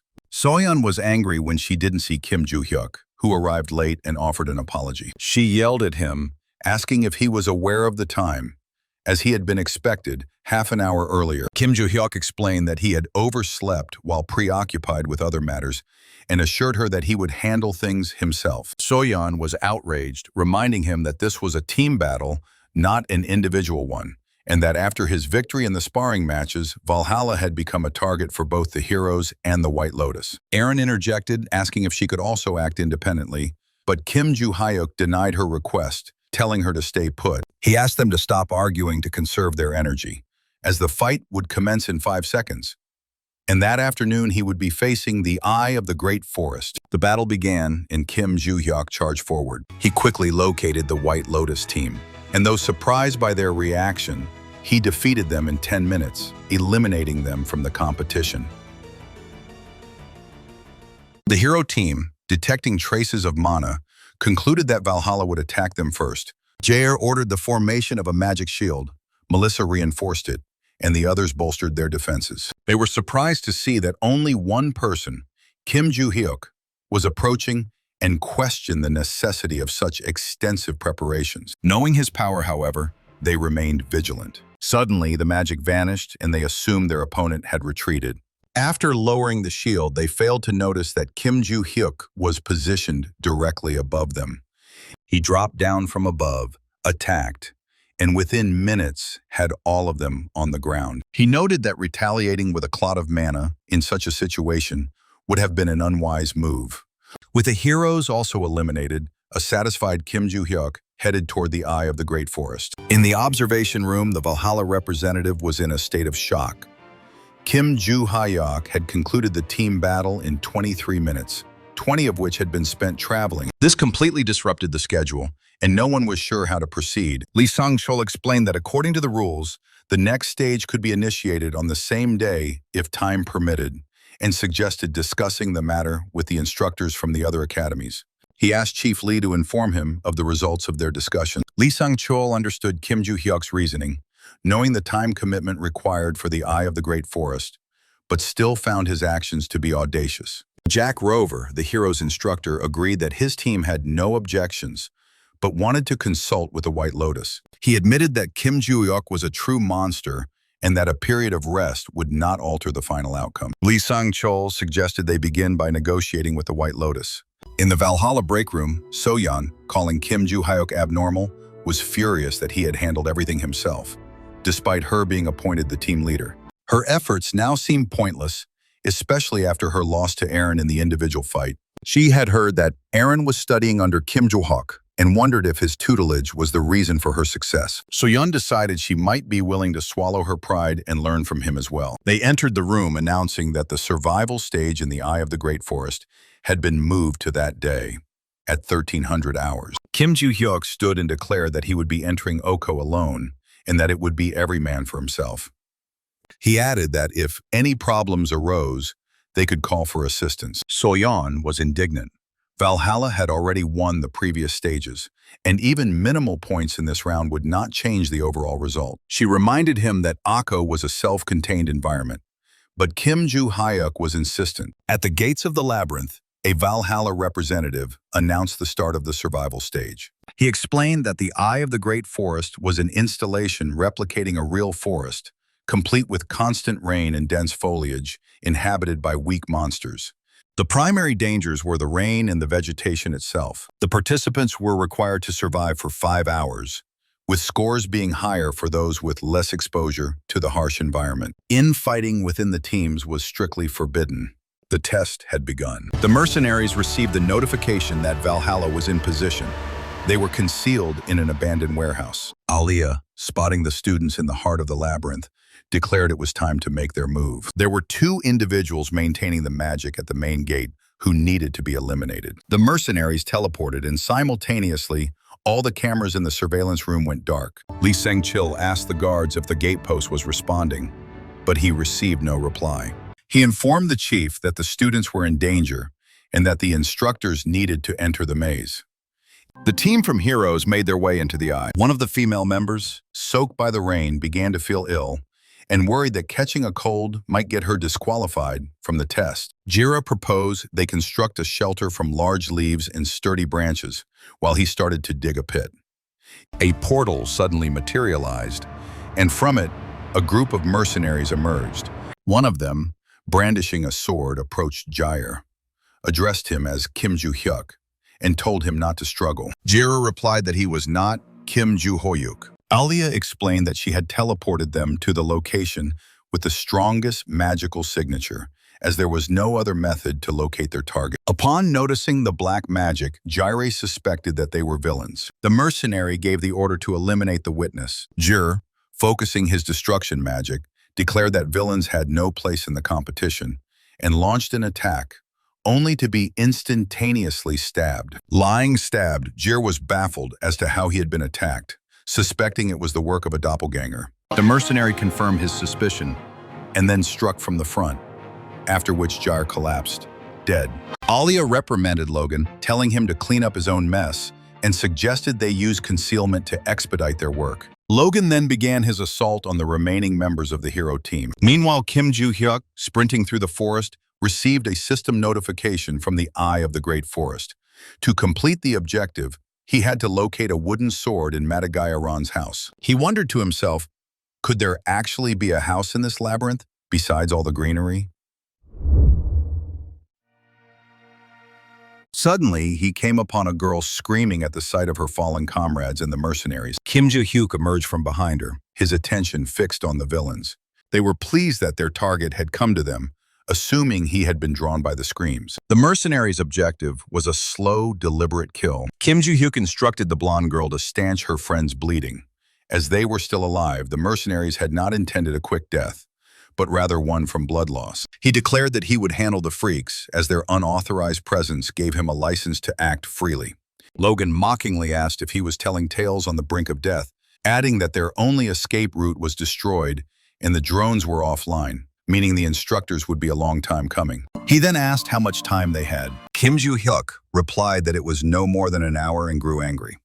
Because of the mercenaries, his mission time had been cut to a single hour, an infuriating development that made him want to tear them limb from limb. Logan and his double attacked, but Kim Joo-hyuk vanished in an instant, reappearing behind them to deliver a blow that sent Logan staggering back. He then turned his attention to the remaining mercenaries who had been observing the fight, and all three of them fell in a heap. Kim Joo-hyuk told the blonde girl to use magic to stop the bleeding, and if that failed, to run west, where the Valhalla students would provide aid. The girl began to focus magic in her hands, attempting to follow his instructions.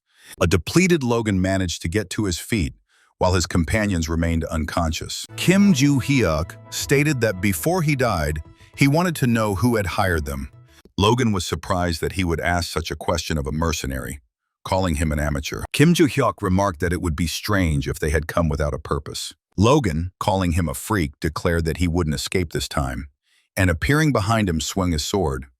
The protagonist dodged, sarcastically asking why Logan persisted with his cowardly rear attacks, and offered to demonstrate a proper surprise attack. He lunged with his sword, struck, and as Logan gasped for breath, he repeated his question about the client. Logan simply replied that he would not allow himself to be made a fool of. Kim Joo-hyuk stated that he had made his choice, swung his blade, and ended his life. In the observation room, the instructors arrived at the scene, where students were already administering healing magic to several of the injured. Lee Sang-chul immediately demanded to know what had happened. The students reported that they had been attacked by 3 unknown individuals, a man and 2 women, whom they identified as Samsal, a mercenary group.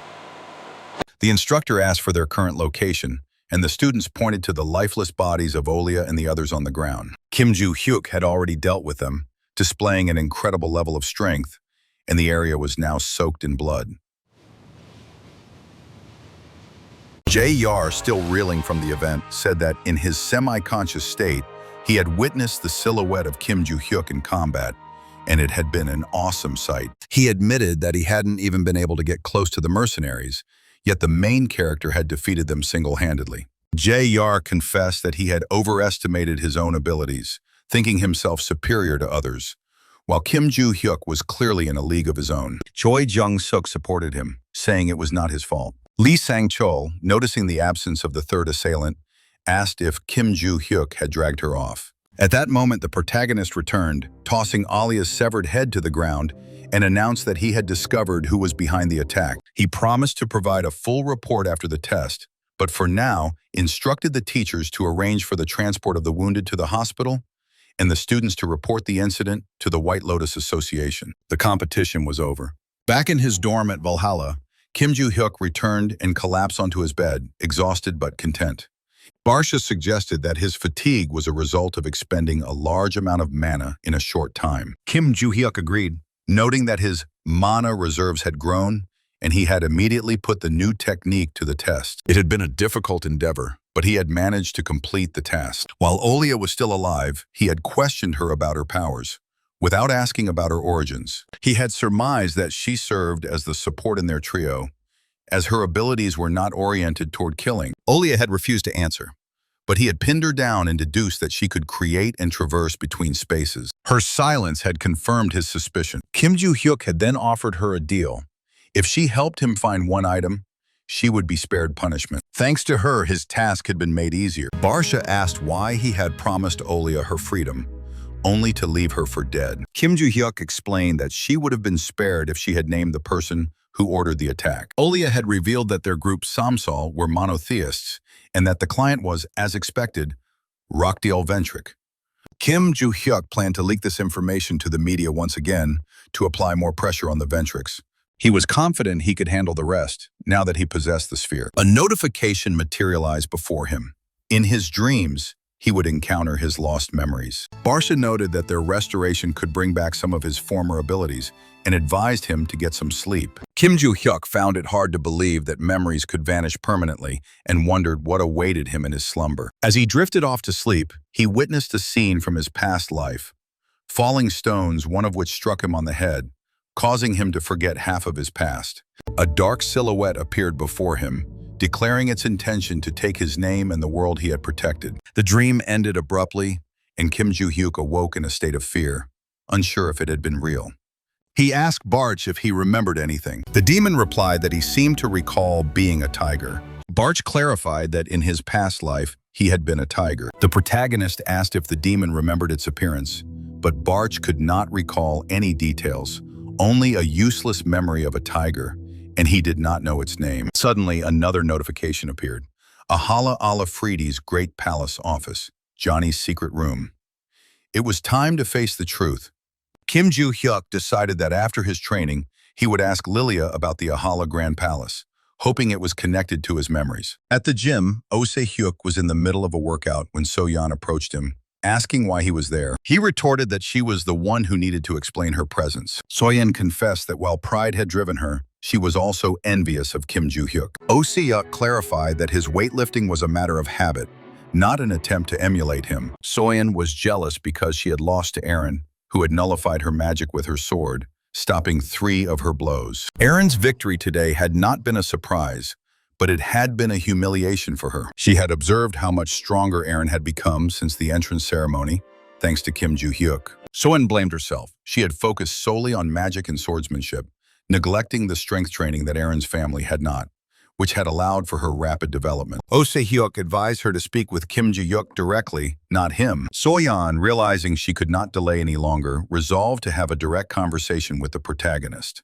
She intended to ask him to train her as he had Eren, but they were interrupted by Lee Sang-cheol. He told Kim Joo-hyuk to come to him after his training, as the person who had tried to have him killed was waiting for a meeting, and this would be his only chance to see him. Kim Joo-hyuk, understanding the urgency, left without finishing his conversation. So-yeon, embarrassed by yet another interruption, wished the ground would swallow her whole. As he was leaving, Kim Joo-hyuk told her that if she wanted to train, she should get the schedule from Eren, and that if she showed progress, he might consider teaching her. Eren approached So-yeon, offered her help, and began to explain the training schedule. Kim Joo-hyuk went to see Lee Sang-cheol and asked who wanted to see him.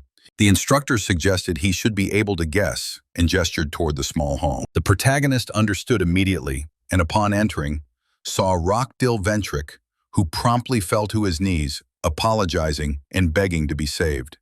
Kim Joo-hyuk asked Lee Sang-cheol what had happened to Rockdell Ventric, and the instructor replied that he should understand the gravity of his crimes, which included 2 attempts on Kim Joo-hyuk's life. The family had learned of his actions, and now the media was abuzz with stories of the attempts on the lives of Valhalla students. Kim Joo-hyuk asked why Rockdell would need his help, when the head of the Ventric family, Adilia, could simply make a new set of promises and disappear again. Lee Sang-cheol explained that while the family had not officially disowned Rockdell, they had exiled him along with his entire branch of the family, including his father. And so, Rockdell stood before him, pleading for forgiveness. Kim Joo-hyuk noted that since Rockdell had already been banished, all he could do was serve his time, and asked what he needed to be saved from. Rockdell shouted that the situation could still be rectified, as it had escalated due to Kim Joo-hyuk's testimony, and begged him to make it all go away. The main character refused. Rockdell pleaded, swearing he had sincerely repented and would stay out of his life. But Kim Joo-hyuk stated that he had no interest in him changing. A surprised Rockdell asked if he wanted money, but was again refused. He then offered him the girl, Uriah, calling her the heiress of an English palace family and saying she would elevate his social status. He pushed her forward, pointing to the glowing seal on her neck, proof of her ownership, which he was willing to transfer. Kim Joo-hyuk was disgusted that Rockdell treated people like property. Lee Sang-cheol, observing, realized that the mark on Uriah's neck was a forbidden magical seal that compelled her to obey commands. He noted that in ancient times, people like Rockdell had branded others when they were bought and sold. Kim Joo-hyuk focused his magic into his hand and dispelled the seal from Uriah. She was overcome with joy. The protagonist asked Lee Sang-cheol if he could gently break a few of Rockdell's ribs. The instructor replied that he was obligated to prevent violence between students. But since Rockdell was a criminal and no longer a Ventric, he was prepared to look the other way. Rockdell, hearing this, pleaded for mercy. But Kim Joo-hyuk punched him, sending him flying into a corner of the room, covered in blood. On his way home, Kim Joo-hyuk was talking with Barshe. He admitted that he had never been so close to death, nor had he ever felt such intense anger. Bark noted that 300 years ago, he would have simply crushed Rockdell's skull. The protagonist was reminded of a student who had been treated like cattle because of a similar seal, and Yuria had brought back that memory, sparking his rage. Suddenly, Yuria ran up to him, explaining that she had been too flustered to speak earlier, but that she was immensely grateful for her freedom. Kim Joo-hyuk told her to forget about gratitude and to live her life freely. Yuria burst into tears, and he continued on his way home. The next day after class, at the Valhalla campus cafe, Lilia informed Kim Joo-hyuk that the Valhalla Grand Palace was located in China. Lilia told Kim Joo-hyuk that the Valhalla Grand Palace was the property of the White Lotus Association, a school that had participated in the inter-school competition. The protagonist was surprised to learn that he would have to deal with them, as entering their labyrinth without permission was illegal. He wondered why he needed permission at all, when in the past people had been perplexed as to how animals had managed to enter without any restrictions. He could have simply destroyed the labyrinth, but he had no desire to antagonize the White Lotus. Kim Joo-hyuk asked Lilia for a way to get there. She replied that one likely had to be a student at their school, but advised him not to be hasty, as soon at that moment she was overcome by a coughing fit. She was annoyed that Kim Joo-hyuk was eagerly listening but not sharing any information in return. Lilia proposed a deal. He would tell her 3 things, and in exchange, she would share her information. Without a word, Kim Joo-hyuk stood up from the sofa and walked away.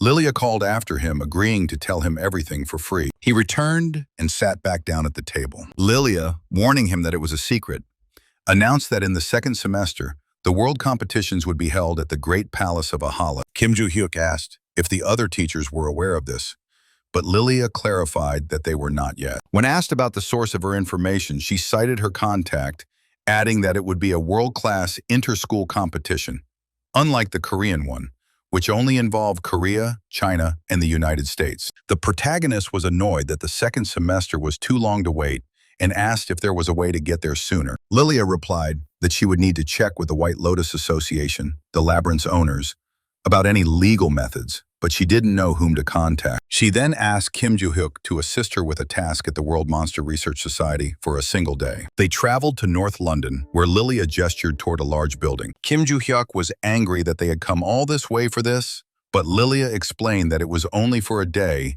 and that they could extend their trip until Monday. He accused her of abusing her authority as a teacher and asked about her plans.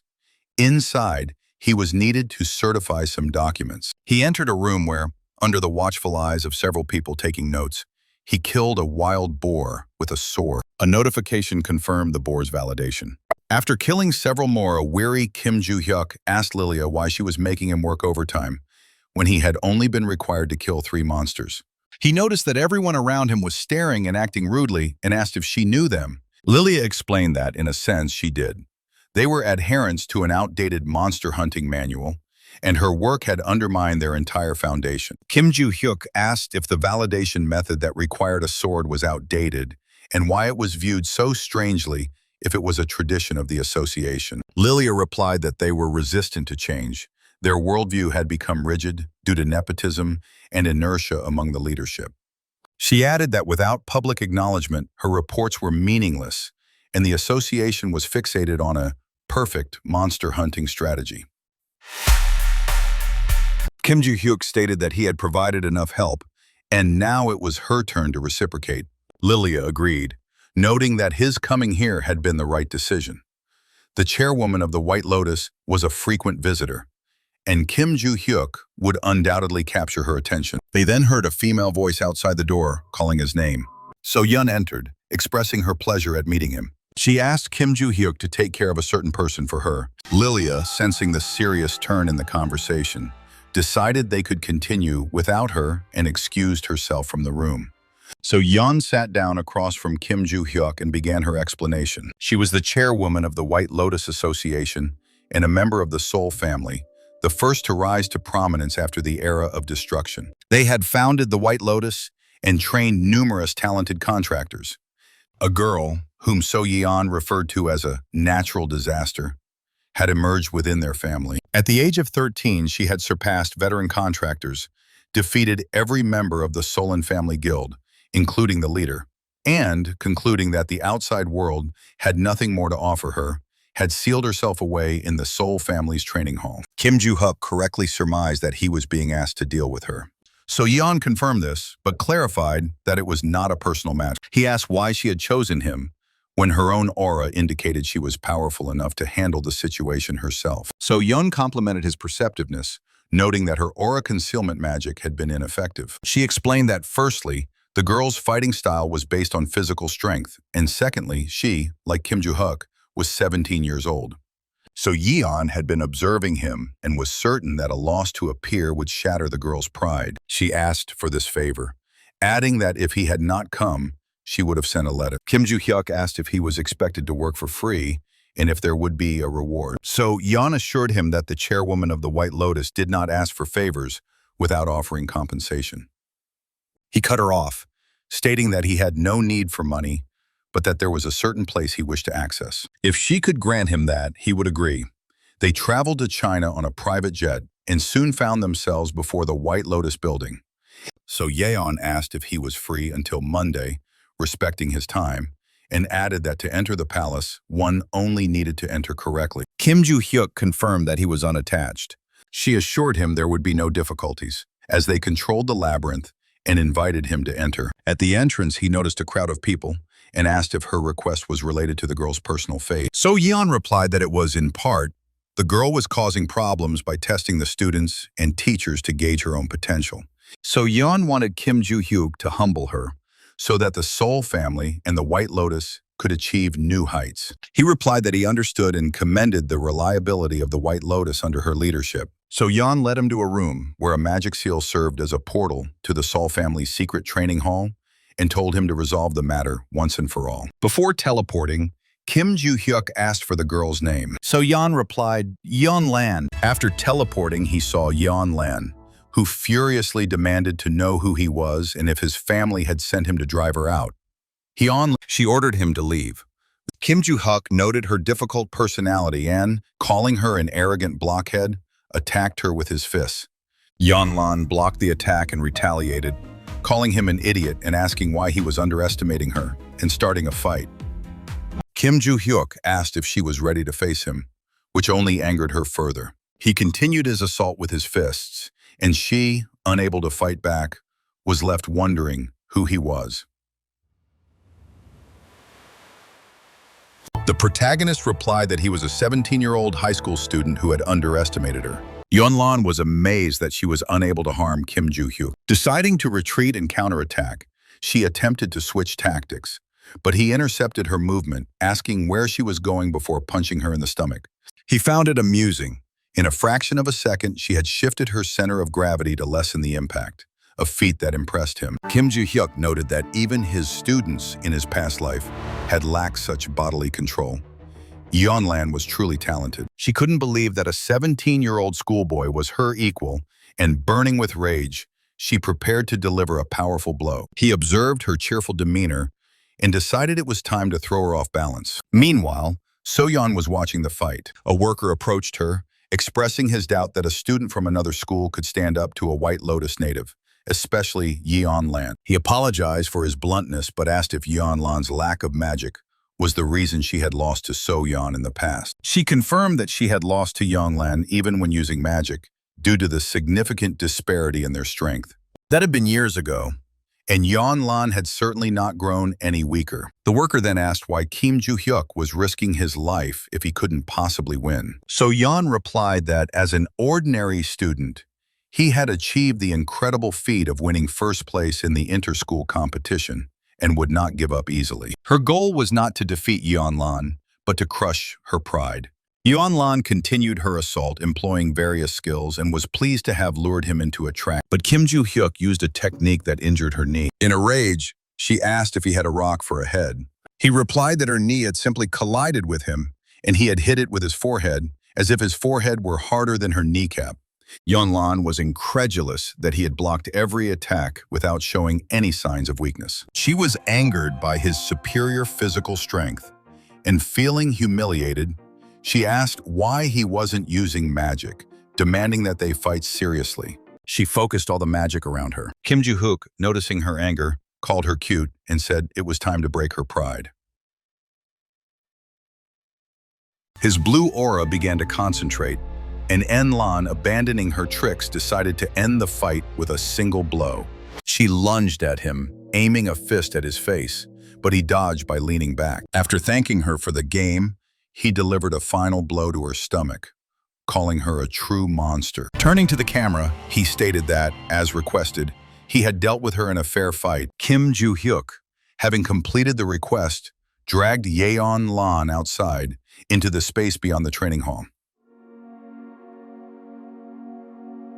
So Yeon, the chairwoman of the White Lotus Association, watched in astonishment, unable to believe he had actually accomplished the task. She asked if he was injured, to which Kim Joo-hyuk replied that while he didn't know how Yeon-lan was faring, he himself was completely unharmed. Still impressed, So-yeon asked if it had been difficult. Kim Joo-hyuk admitted that Yeon-lan was not a weak opponent, but that he was frankly a little disappointed by her level of resistance. With these words, he grabbed her by the hair, and a weakened Yeon-lan collapsed to the ground. Seeing So-yeon before her, she became furious. In-lan, breathing heavily, sarcastically asked how she was enjoying the fresh air and reminded her that she remembered their agreement. She knew that Kim Joo-hyuk was interested in the Valhalla Grand Palace, and wasting no time, she granted him immediate access, asking if the offer was to his liking. He replied enthusiastically that it sounded great and suggested they proceed without delay. As they were preparing, Yeon-lan watched them with a gaze full of anger and determination. A worker standing nearby worriedly offered her medical assistance, but Yeon-lan, frozen in place, only asked for the name of the one who had defeated her. Upon learning it was Kim Joo-hyuk, she declared that she would remember his name for a long time, calling him one of the strongest people in the world and vowing to fight him again, feeling a renewed sense of strength from her defeat. They entered the Grand Palace of Valhalla, and Kim Joo-hyuk curiously asked what kind of place it was, and if it was truly a labyrinth. So Yeon confirmed that the palace was an intricate labyrinth built into the castle's support structures, and that if he could avoid encounters with the living armor, his exploration would not be difficult. He asked how much time he had, and So-yeon replied that it was about 5 hours, but that if he needed more, he could return the next day. Satisfied, Kim Joo-hyuk stepped into the labyrinth. As soon as he entered, he was set upon by dozens of living armor. Though he had planned to avoid conflict, he was forced to defend himself. The battle lasted only a few minutes. He quickly dispatched all his opponents, but was unsure of where to find Alfredigiani's office, having already searched more than 20 rooms. At that moment, a notification appeared. Alfredigiani's office. Find him and face the truth. The other rooms were empty, and as he looked around, he noticed an office to his right. Upon entering, he felt he was on the right path, seeing a familiar painting, but he questioned whether it truly belonged to Alfredi or if the owner was someone else. Bark, his demon, interrupted his thoughts, confidently stating that the owner was indeed Alfredigiani, as the painting was signed with his name. Kim Joo-hyuk asked how Bark knew this. The demon replied that it was difficult to explain, as if the information had come to him through some kind of script, perhaps a part of his lost memories. Knowing he needed to find the secret room, Kim Joo-hyuk decided that a meticulous search would take too long. To speed up the process, he broke open the nightstand, discovering a hidden hatch beneath it. As he descended into the basement, he saw nothing and wondered if this was a path to hell. A notification surfaced, confirming that he had entered the secret room of Alfredigiani's office in the Great Palace of Valhalla, and that all conditions had been met. Below, he noticed a stranger in a witch's hat who greeted him cheerfully, introducing herself as the Guide, a pseudonym she used since her real name had been taken from her. Kim Joo-hyuk recalled his dream where a black silhouette had taken his name and asked if her name had been taken as well. She confirmed that it had. He remarked that, at first, he had thought it was nonsense, comparing a name to a lollipop, and asked how one could possibly take a name. The guide explained that a name is the foundation of one's life force, dictating talents, hobbies, and achievements. Good or bad, a name is everything, and when combined with one's abilities, it grants incredible power. The master of the labyrinth steals such names, appropriating their power for himself. Kim Joo-hyuk asked what becomes of a person who has lost their name. The conductor replied that he had already met such people. They are called constellations. Kim Joo-hyuk, lost in thought about his reincarnation, began to suspect that it made him an anomaly in the Labyrinth Master's game. The guide, as expected, knew everything, much like Barca, and with a hint of mockery, asked if he still doubted her, as it was she claimed, who had enabled his rebirth and sent the notifications. She immediately clarified that she was joking and had learned of his reincarnation through the same notifications. Surprised that she was also receiving the notifications, Kim Joo-hyuk demanded that she stop being evasive and tell him who was trying to take his name from the Tower of Destruction.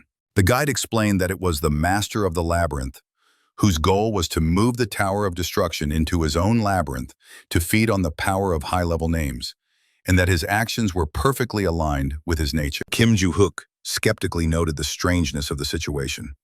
How could the Master of the Labyrinth move the entire tower if his purpose was to control the labyrinth? And where did he acquire such power?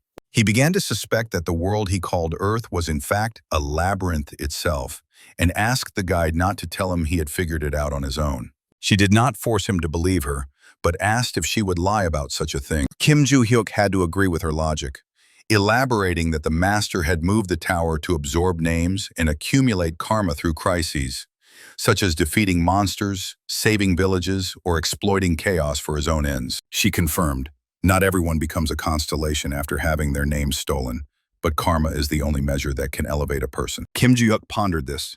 His disciples, who had accumulated enough karma, could also become constellations, and their reincarnation might be the variable that would give them a chance to defeat the master at his own game. He surmised that someone other than the master had arranged their meeting via the notifications to assist him. The conductor agreed that it was not the master, but admitted she did not know the identity of their benefactor, as that information was inaccessible to her. Kim Joo-hyuk thought for a moment and remarked that since she had reincarnated with someone's help, they were likely connected.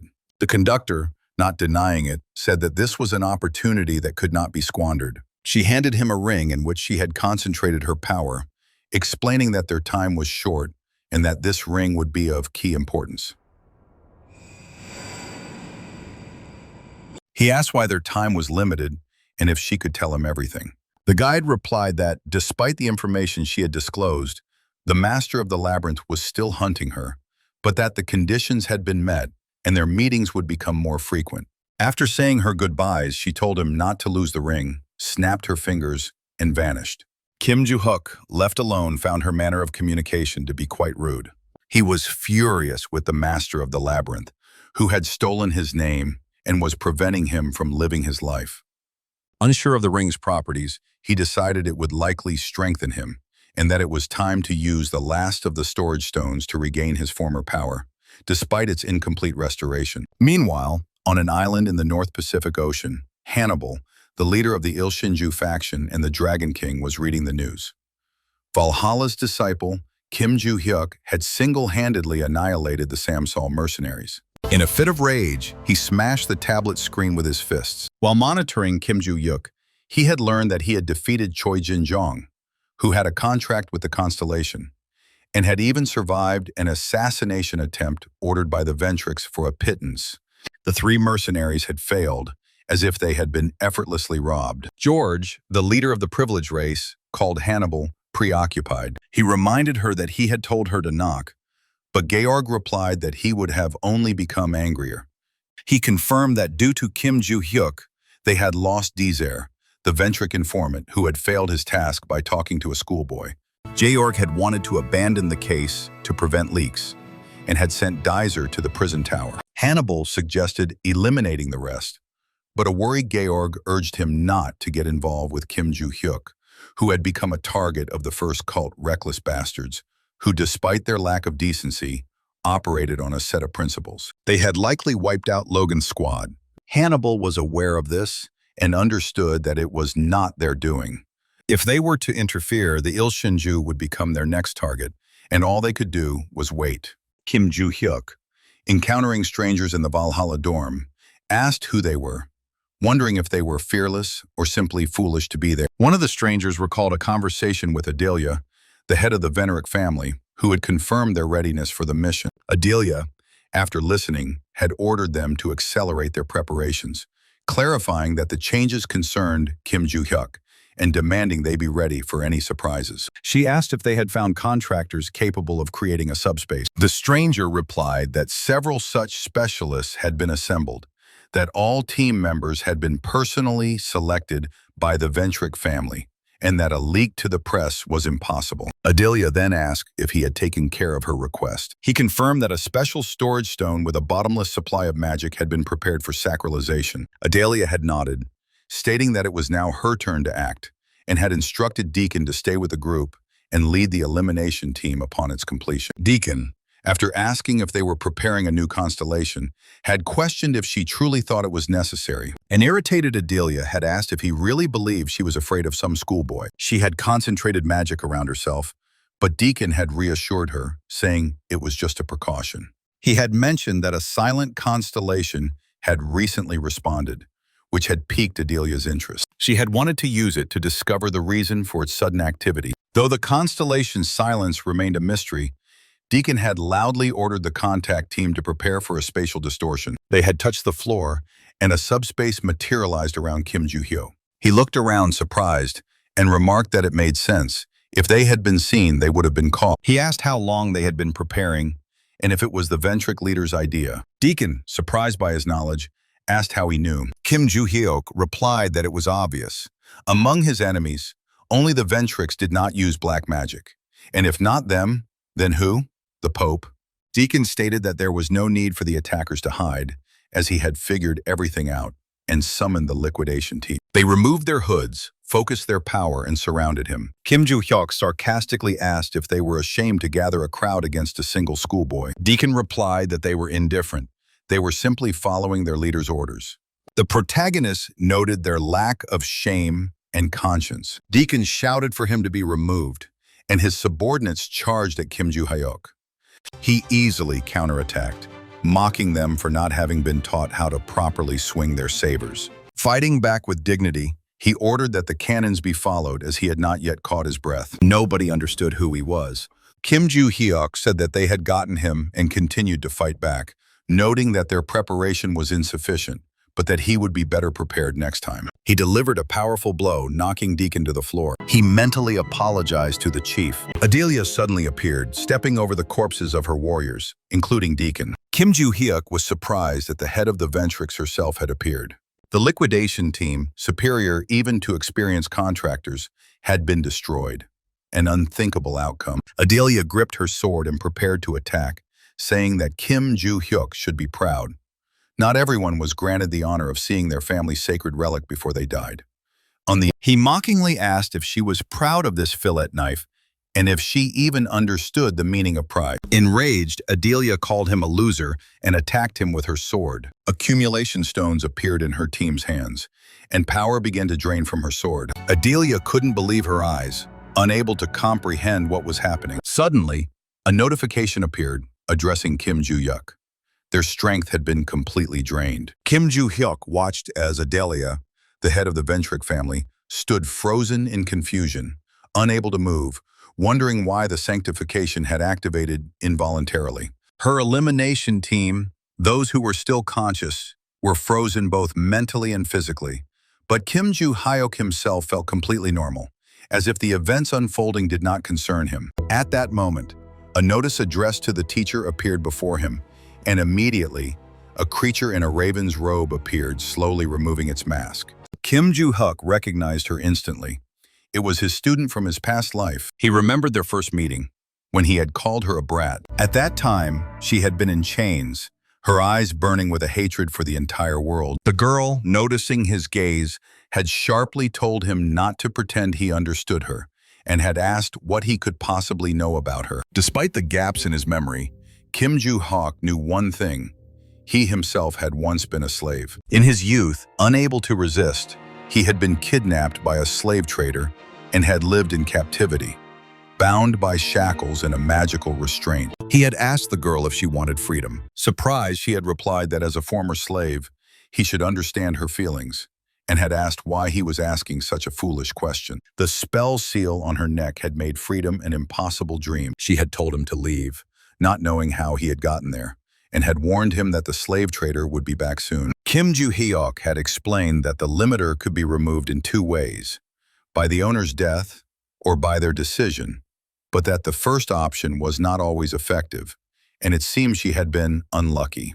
The girl, shocked, had asked why she was still not free if her master was dead. Kim Joo-hyuk had offered to free her by holding onto the shackles and imitating the magical components of the restraint. Though this type of control was not his specialty, removing a single seal was a simple task for him. He had grabbed her, thinking that one day he would gut every slave trader on earth. In a matter of seconds, he had destroyed the shackles, and the girl, overjoyed, had felt the fetters that had tormented her disappear.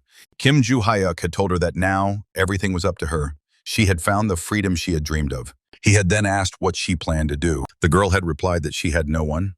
The slave trader had taken her home and family. He had then said that he was embarking on a journey to destroy all those who considered themselves superior to others, just as he had done with this carry-on today, and that he intended to repeat it 1,000 times over. He had invited her to join him in his quest to exterminate slave traders. She had agreed, calling him teacher, but he had demanded politeness, without the informality, and had told her to remember this. The girl had interrupted, asking him to state his name so she would know how to address him.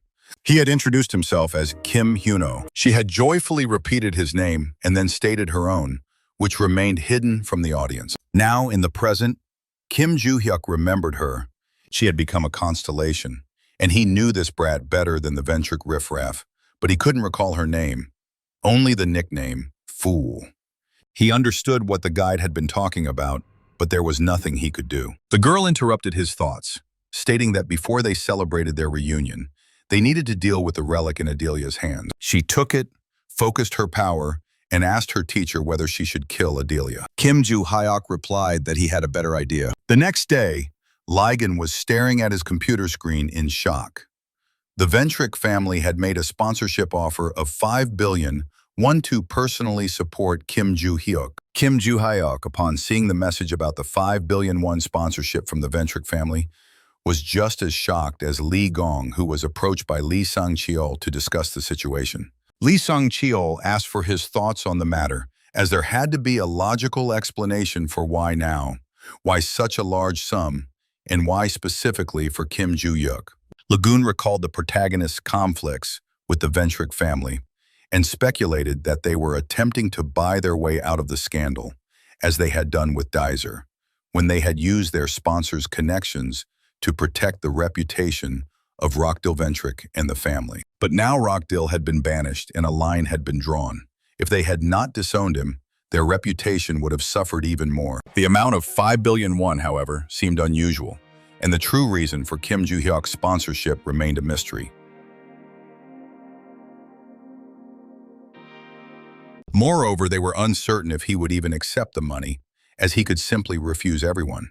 Deciding to find out for themselves, they asked Kim Joo-hyuk if he would agree to accept the sponsorship. He agreed, wondering why Lagoon was even asking, and if there was any reason to turn down such an amount. Lagoon began to explain, but Kim Joo-hyuk cut him off and was about to leave. He was stopped and informed that, according to Valhalla's rules, this sponsorship made him eligible to move into a higher-class dormitory. Kim Joo-hyuk replied that he was content with his current room, but would consider moving later.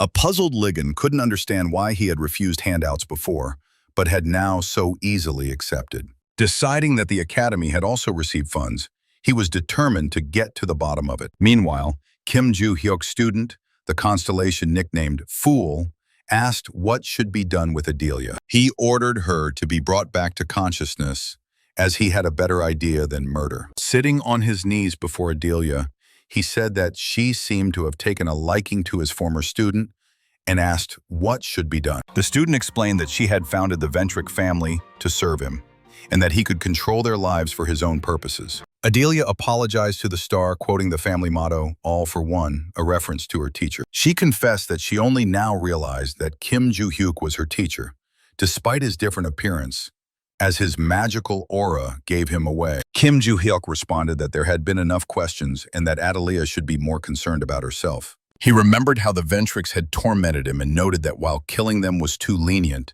their power could be put to use. Managing them personally would be a hassle, and he asked how she was handling the role of family head. Adilia replied that in 4 years she had restored the family's strength, making it the most prestigious in Britain. Kim Joo-hyuk instructed her to continue in the same vein, supporting his activities, and warned that if she ever considered harming him again, she should remember the constellation standing behind him.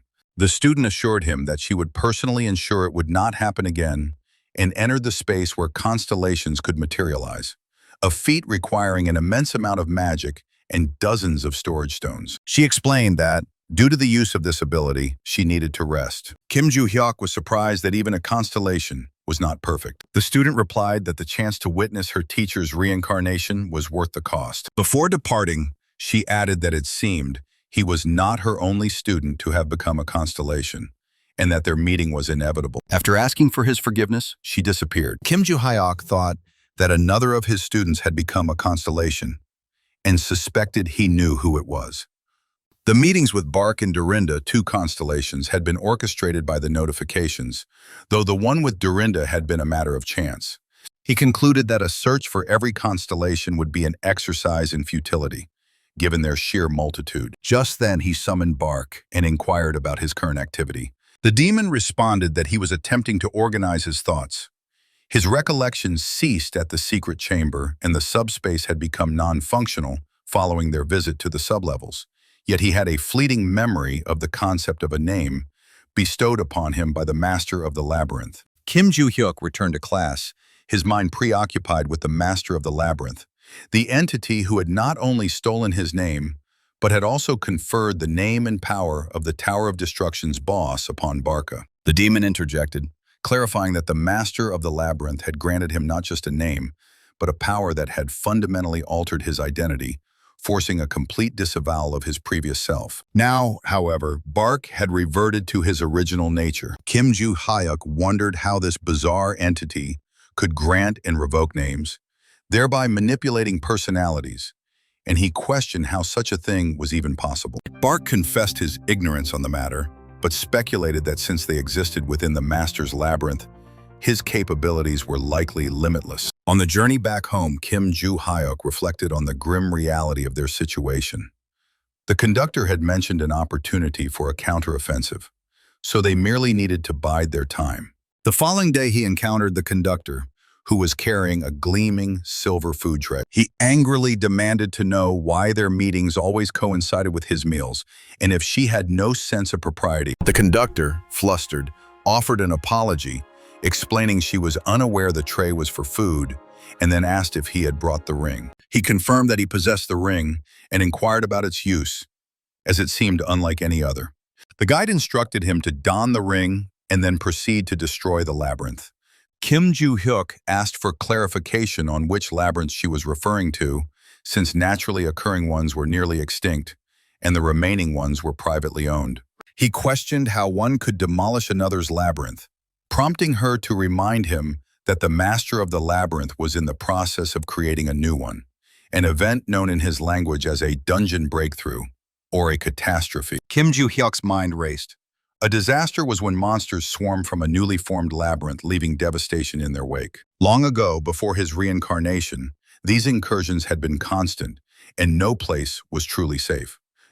Since his rebirth, the world had achieved a degree of stability, and life had become more structured. He asked for the location, timing, and scale of the impending breakthrough. The guide informed him that it would occur in Korea in 3 months, but the magnitude was yet unknown, as she was gathering intelligence covertly from the master of the labyrinth, a constraint that limited her abilities. If the world itself is a labyrinth, Kim Joo-hyuk asked, then what are the labyrinths contained within it? The guide explained that the master creates them to bestow and revoke names, shaping human essences to his will before the advent of the Tower of Destruction. He asked if he was expected to solve all of humanity's problems with this single ring. She confirmed that he must destroy the labyrinth's boss, as he had done before, by shattering the labyrinth's stones, without which the boss would cease to exist. This time, however, that method would be ineffective. When he asked why, the guide simply told him to put on the ring and defeat the boss. He demanded a clear reason, and she elaborated that the master derived power from names, including hers and his, which were used to create the boss mazes at the core. By vanquishing the boss while wearing the ring, Kim Joo-hyuk would reclaim the name that the master had stolen from him. He questioned what difference it would make, given that the master possessed hundreds of names. The guide replied that the master's goal was the adaptation of humanity, and their strategy was not just to kill the boss, but to completely clear the labyrinth. When the master realizes his creation has been destroyed, he will dispatch the names to trigger disasters worldwide, presenting an opportunity for them to be absorbed and strengthened. Kim Joo-hyuk asked how the names differed from the master. The conductor, surprised by his curiosity, explained that absorbing the names would cause no harm if they belonged to the master. Without a name, a person either becomes a saint or is bound to the master, losing any chance of reincarnation and remaining trapped. If Kim Joo-hyuk were to utilize the power of the absorbed names, their original owners would be liberated. He was indifferent to their fate, but agreed to the plan, knowing it would lead to the recovery of his own name. The conductor promised to provide the exact location and date of the breakthrough, and instructed him to assemble a team. He wondered why a team was necessary if simply killing the boss was sufficient. She explained that the monsters that had escaped the labyrinth would still need to be dealt with. With a snap of her fingers, she transported them back to the dining hall. Kim Joo-hyuk was annoyed that the guide had vanished with another snap. But he considered the situation. Even in his past life, he had traveled with disciples, and such missions demanded significant time and resources. Concluding that he needed new students, he looked up to see Yanlan standing before him. Kim Joo-hyuk, spotting Yanlan at Valhalla Academy, asked with surprise what she was doing there. And Lan, rubbing her chin thoughtfully, replied that after their battle in the great palace of Valhalla, she had reflected on her loss and concluded that she was defeated due to his superior strength and technique. Kim Joo-hyuk chuckled, remarking that she had come to that realization rather quickly, and sarcastically asked if she was a child prodigy. And Lan replied in a serious tone that she had thought they were alike. An individual who could astonish everyone with their talent was a rarity in the adult world, and she had assumed he was the same. Kim Joo-hyuk countered that, unlike her, he viewed himself as more of a hard worker than a genius. She conceded that she had initially thought so as well, but the movements that had astounded her were clearly the product of years of experience and relentless training. At first, this realization had angered her, but she had eventually come to terms with it, understanding that experience was what she lacked. And Lan had concluded that another fight with him would provide her with that experience, and begged him to arrange another sparring match, certain that she would be victorious this time. Unimpressed, Kim Joo-hyuk suggested she enter a competition for gifted children and turned to leave. An enraged Lan shouted that she had traveled all the way from China for a fight and demanded he not dismiss her so easily. He suggested she take up a useful pursuit, such as martial arts. She replied that she had studied diligently until the age of 6 and had trained on her own since then. Yet in the lunar year, he had defeated her despite her control over the contractor's assistants. Yanlan added that the contractors had not been particularly fond of her, and she had been excluded from family training, forcing her to fight against adults, which had honed her skills. Analyzing her words, Kim Joo-hyuk noted the similarities to So-yeon's story, but identified a problem. Yanlan possessed talent, but beyond fighting, she had nothing. He asked why she had locked herself away in the training room, and Lan explained that she had grown tired of everyone around her being an obstacle. And though she was stronger than her clan, she had nothing to do. Now that she had met him, she had found a new purpose: to become stronger through battle without adhering to her family's teachings. Kim Joo-hyuk refused to fight, a decision that upset her. She insisted, unable to understand his refusal, as she, the heiress of the White Lotus family, had come all this way. He asked if she shouldn't resolve her family issues first and requested to be left alone. And Lan pleaded for a fight, and with a sigh, he suggested they fight not at the academy, but at the gym, and she happily followed. At the gym, they were encircled by a crowd of Valhalla students. Kim Joo-hyuk said he would change his clothes in return, asking Ye Yunlan to wait. Suddenly, his student, Aaron, approached him and suspiciously asked who the girl was.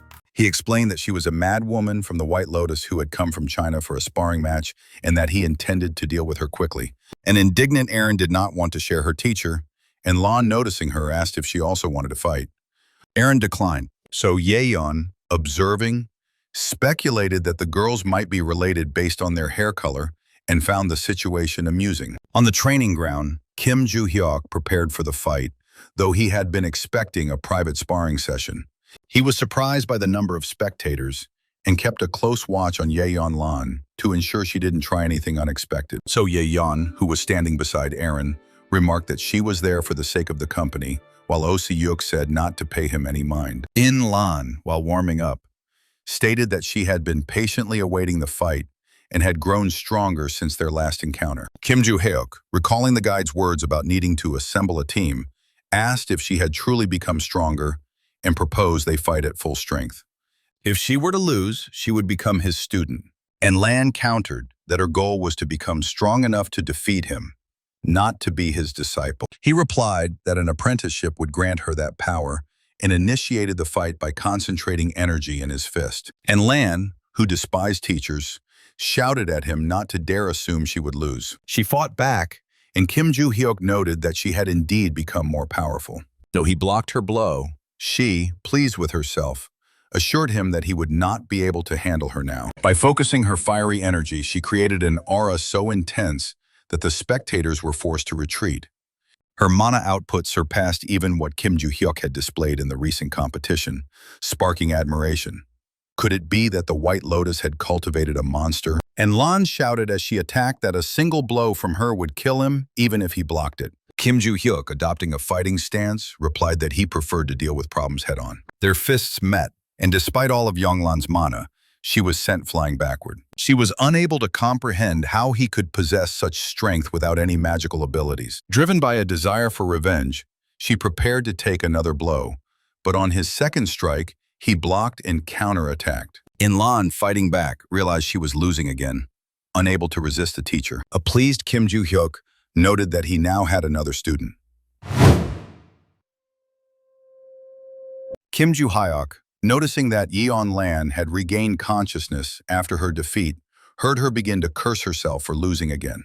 He complimented her, remarking on her strength and expressing his surprise that she had recovered so quickly. A few days later, Yeon Lan, still processing the event, asked if his words could be considered a compliment, but immediately added that there should be less talk and more action. She proposed another fight without the use of magic, like their first encounter, but acknowledged that the outcome would likely be the same, and as promised, agreed to become his apprentice. She then enthusiastically asked if she was officially his first student. A slight smile crossed Kim Joo-hyuk's face as he replied that this was not the case. An indignant Lan couldn't believe he already had students in middle school. He clarified that it wasn't quite like that, but offered no further explanation. At this point, Aaron intervened, interrupting them to state that she was the first student as she had begun her training earlier. Kim Joo-hyuk looked at Aaron with a hint of pity, knowing he was disappointing her. But even she was not the first on his list of disciples. He decided not to elaborate further, to avoid upsetting her more. After listening to Aaron, Lan became furious, feeling she was being baited into a conflict. She indignantly asked why Aaron considered herself the first student, and Aaron confidently confirmed that it was true. Their argument intensified, with both girls concentrating their auras in preparation for a confrontation. Kim Joo-hyuk, observing their squabble, found himself drifting into memories of his past life before his reincarnation, when he had felt a warmth for his students, seeing them as lively and emotional individuals. Walking up to Yonglan, he sternly told her to stop, explaining that Aaron had indeed become his student first, and asked her not to be rude to her son Bae. Enlin, still angry, stated that since she had a kohai, she should be more careful. Aron, embarrassed but proud that her teacher had recognized her as a #1 student, felt like a true sunbae and resolved to endure Yonglan's attacks. Kim Joo-hyuk, seeing that the situation was escalating, told them both to stop fooling around, noting they had already beaten each other up quite badly, and suggested they take a break. Yonglan admitted that the pain wasn't that severe but asked where she could sleep, as she hadn't considered lodging. having flown from China solely for the fight. So Yan had told her about Valhalla, which was how she had learned of the academy. Kim Joo-hyuk was surprised by her impulsiveness, but remembered that the academy had assigned him a room in the upper-class dormitory and invited Yong-lan to stay there temporarily. After the conversation, Kim Joo-hyuk wanted nothing more than to rest in his room, as the training had left him exhausted. But thoughts of his new students occupied his mind. So Yan was currently focused on building her endurance, but she was still a long way from proper fencing training. Ose-hyuk, on the other hand, trained independently and showed little interest in receiving instruction.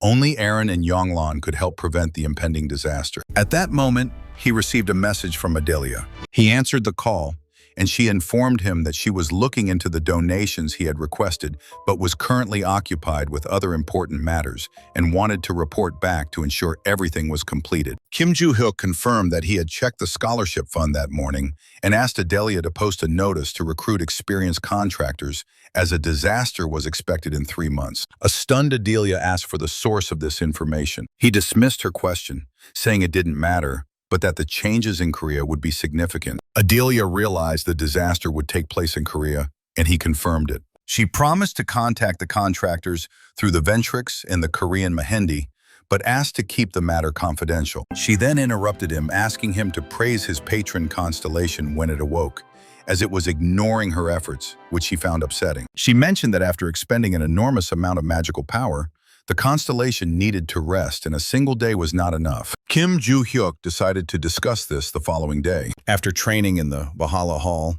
he gathered his students to work on their endurance. And Lan, his new student, was so exhausted she could barely breathe and complained that she had nearly died. Kim Joo-hyuk, however, praised her, noting that she had held up better than he had expected and that he had thought she would give up halfway through. And Lan, with a sparkle in her eyes, declared that she would endure it, as her cat honor was on the line. Kim Joo-hyuk realized that stamina was not an issue for her, but he suggested she slow her pace a bit. At this point, So-yeon interrupted them, asking if Yong-lan would like to join their team. Aaron, standing behind Kim Joo-hyuk, noticed Se-oh-yeon-hwa with surprise and couldn't understand why she bore such a strong resemblance to Yeon-lan. An irritated Se-oh-yeon-hwa turned to Yeon-lan, reprimanding her for coming all the way from China to Valhalla without informing her mother, an act she deemed extremely irresponsible. It then became clear to everyone that So-yeon-hwa was her biological mother, and not merely a guardian, as Kim Joo-hyuk had initially suspected, thinking her a shaman. Se-oh-yeon-hwa, introducing herself as the head of the Soul family, explained that she looked after Yeon-lan, while her younger sister, Se-oh-yeon, was the head of the White Lotus Association, and also looked after her daughter. She explained that she had promised to contact her sister once Yeon-lan left the White Lotus Palace, but had decided to delay the call to handle the situation herself. Se-oh-yeon-hwa instructed her daughter to follow her, but an angry Yeon-lan refused, saying her mother had never cared about her. She demanded that she stop calling her daughter and leave. Se-oh-yeon-hwa explained that it was the constellation that had made her leave and was surprised that Yeon-lan had learned of it from a maid before she had. She urged her daughter to repent, noting that the constellation had shown an interest in her, giving her a chance to be noticed, and told her not to bring shame upon her. And Lan responded furiously, stating that her mother had always been a nuisance to her and demanded that she get out. She shouted that Valhalla was a place for Kim Joo-hyuk's disciples, not for the Soul family or the White Lotus, and that she had no intention of obeying. So Yeon-hwa, maintaining her composure, asked her daughter if she knew why she had come without bodyguards.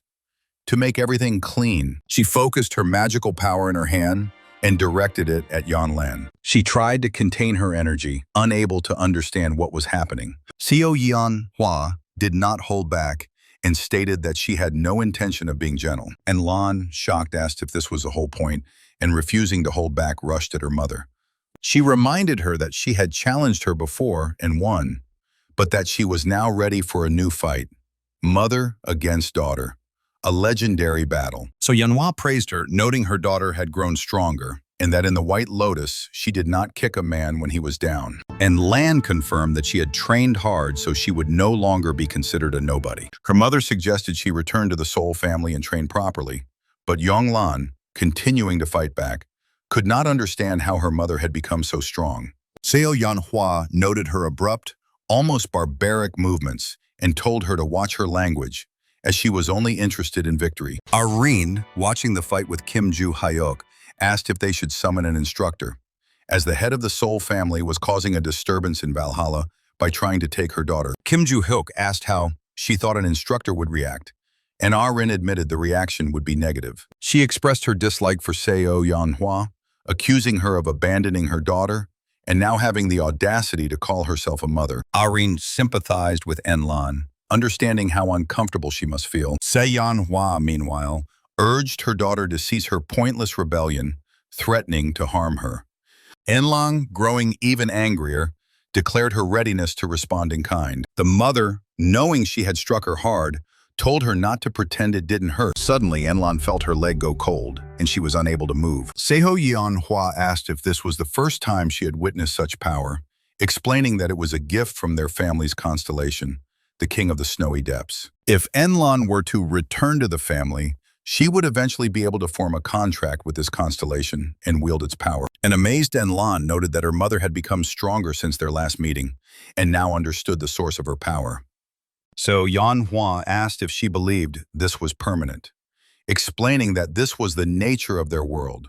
The patronage of a constellation grants strength but requires understanding. She extended her hand once more, asking if her daughter would return to the family. Enlan screamed her refusal. The mother, with a heavy sigh, called her an immature child and threatened that she would not be returning unharmed. Seo Yanhua lunged at her daughter, whose leg remained frozen, leaving her unable to fight back. The mother declared that she would freeze and crush her right hand if Yonglan did not repeat that she would never again challenge the constellation and the family. At this moment, Kim Ju-hyuk decided to intervene in the fight. Seo Yanhua, the head of the Seoul family, coldly replied that she was merely teaching her daughter a lesson, and that it was none of the teacher's concern. She noted with interest that she had used the Snowdeaf King's spell on him, yet his foot had not frozen as expected. Moreover, she suddenly felt pain where she had felt nothing before, which meant that even her attack, enhanced by the constellation, was incapable of harming Kim Ju-hyuk. He wasted no time in ordering Aaron to guard Anlan and stay back while he handled the situation. An indignant Anlan shouted, asking if he had lost his mind, as she wanted to fight herself. Seo Yanhua stated that it was their family matter, but Kim Ju-hyuk pointed to Yeonlan's frozen leg, asking what other family matters she was referring to.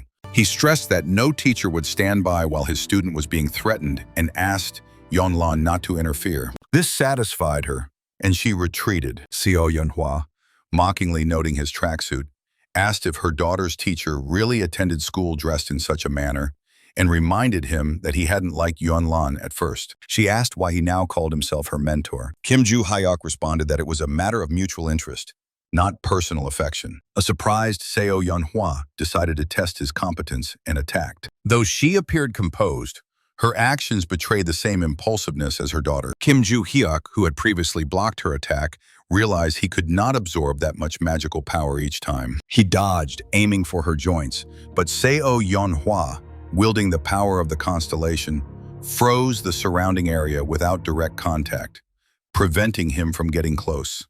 Her fighting style was so refined that it seemed she wouldn't even strike someone who was down.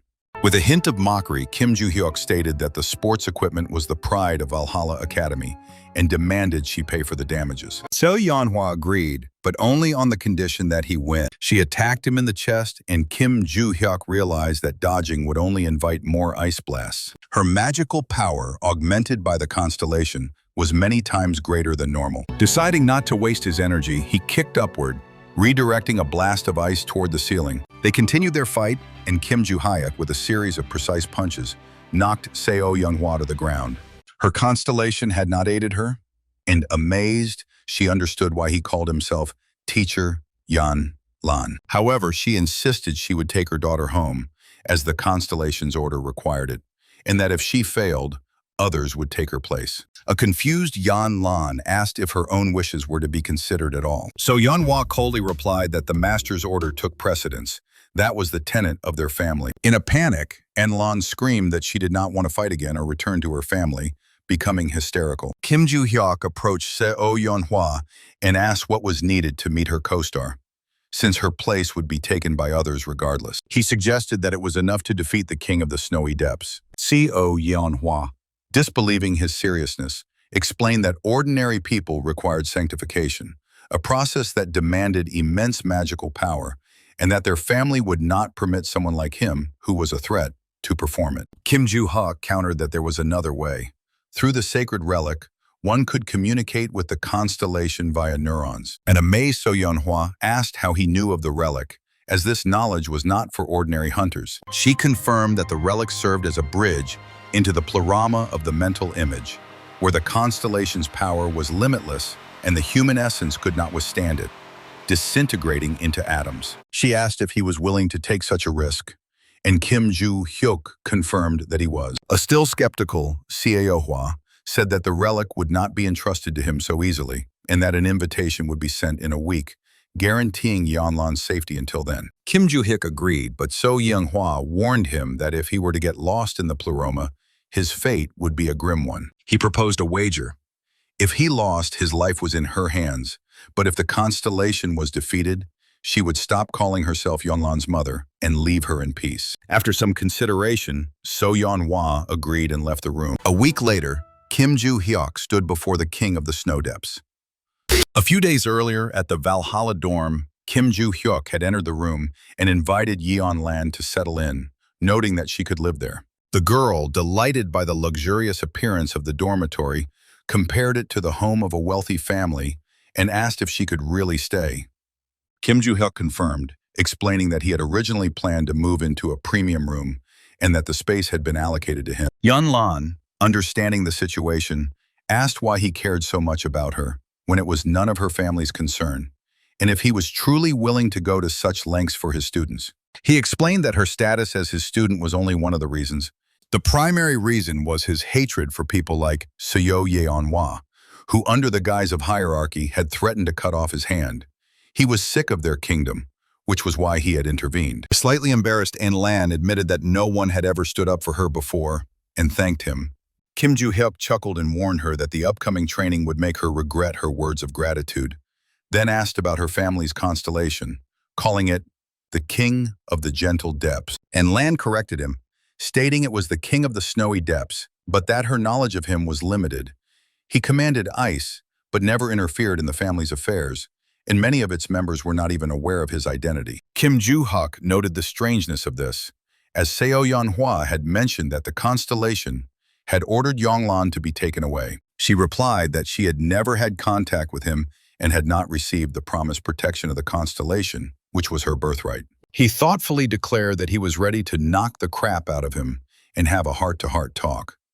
But for now, he told her to rest and compose herself, as she would soon have to show him the way to the Soul family. And Lan, remaining in the room, smiled. Meanwhile, Kim Joo-hyuk called Adilia, who asked how she could be of service. He asked her to handle the destroyed equipment in the Valhalla gym, explaining that he had had a dispute with Seon-hwa, the head of the Soul family, who had come to retrieve her daughter. A surprised Adilia clarified that matriarch Soul was at the university and asked if anything else was needed. Kim Joo-hyuk asked if she knew about the Soul family's constellation. Adilia replied that, like Mrs. Mask and Beak, the King of the Snowy Depths did not interfere in family matters, and there was little information about him. He also inquired if Dorinda had awoken, but Adilia said that she had not, and that the sanctification process greatly depleted the constellations, making even their gatherings a rare occurrence. She asked Kim Joo-hyuk to put in a good word for her with their co-star, but upon noticing his silence, she apologized and ended the call. Kim Joo-hyuk, not understanding why no one knew anything, was suddenly interrupted by Barcha. The demon noted that asking questions was not his style. He usually acted first and figured things out later. Barch warned that despite his progress, Kim Joo-hyuk was still far from his previous level, and that attacking a constellation without any knowledge of it was foolish, especially in the pleroma of the mental image, where constellations could easily defeat him. Kim Joo-hyuk asked why Barche was so weak in this dimension, despite his power. The demon explained that in the pleroma, strength is determined by one's self-perception, not actual power, and that for him, as for ordinary people, there is no difference. But Kim Ju-hyuk is an exception. Chi advised him to remember this. A week later, Kim Ju-hyuk arrived in China, at the Seoul family estate.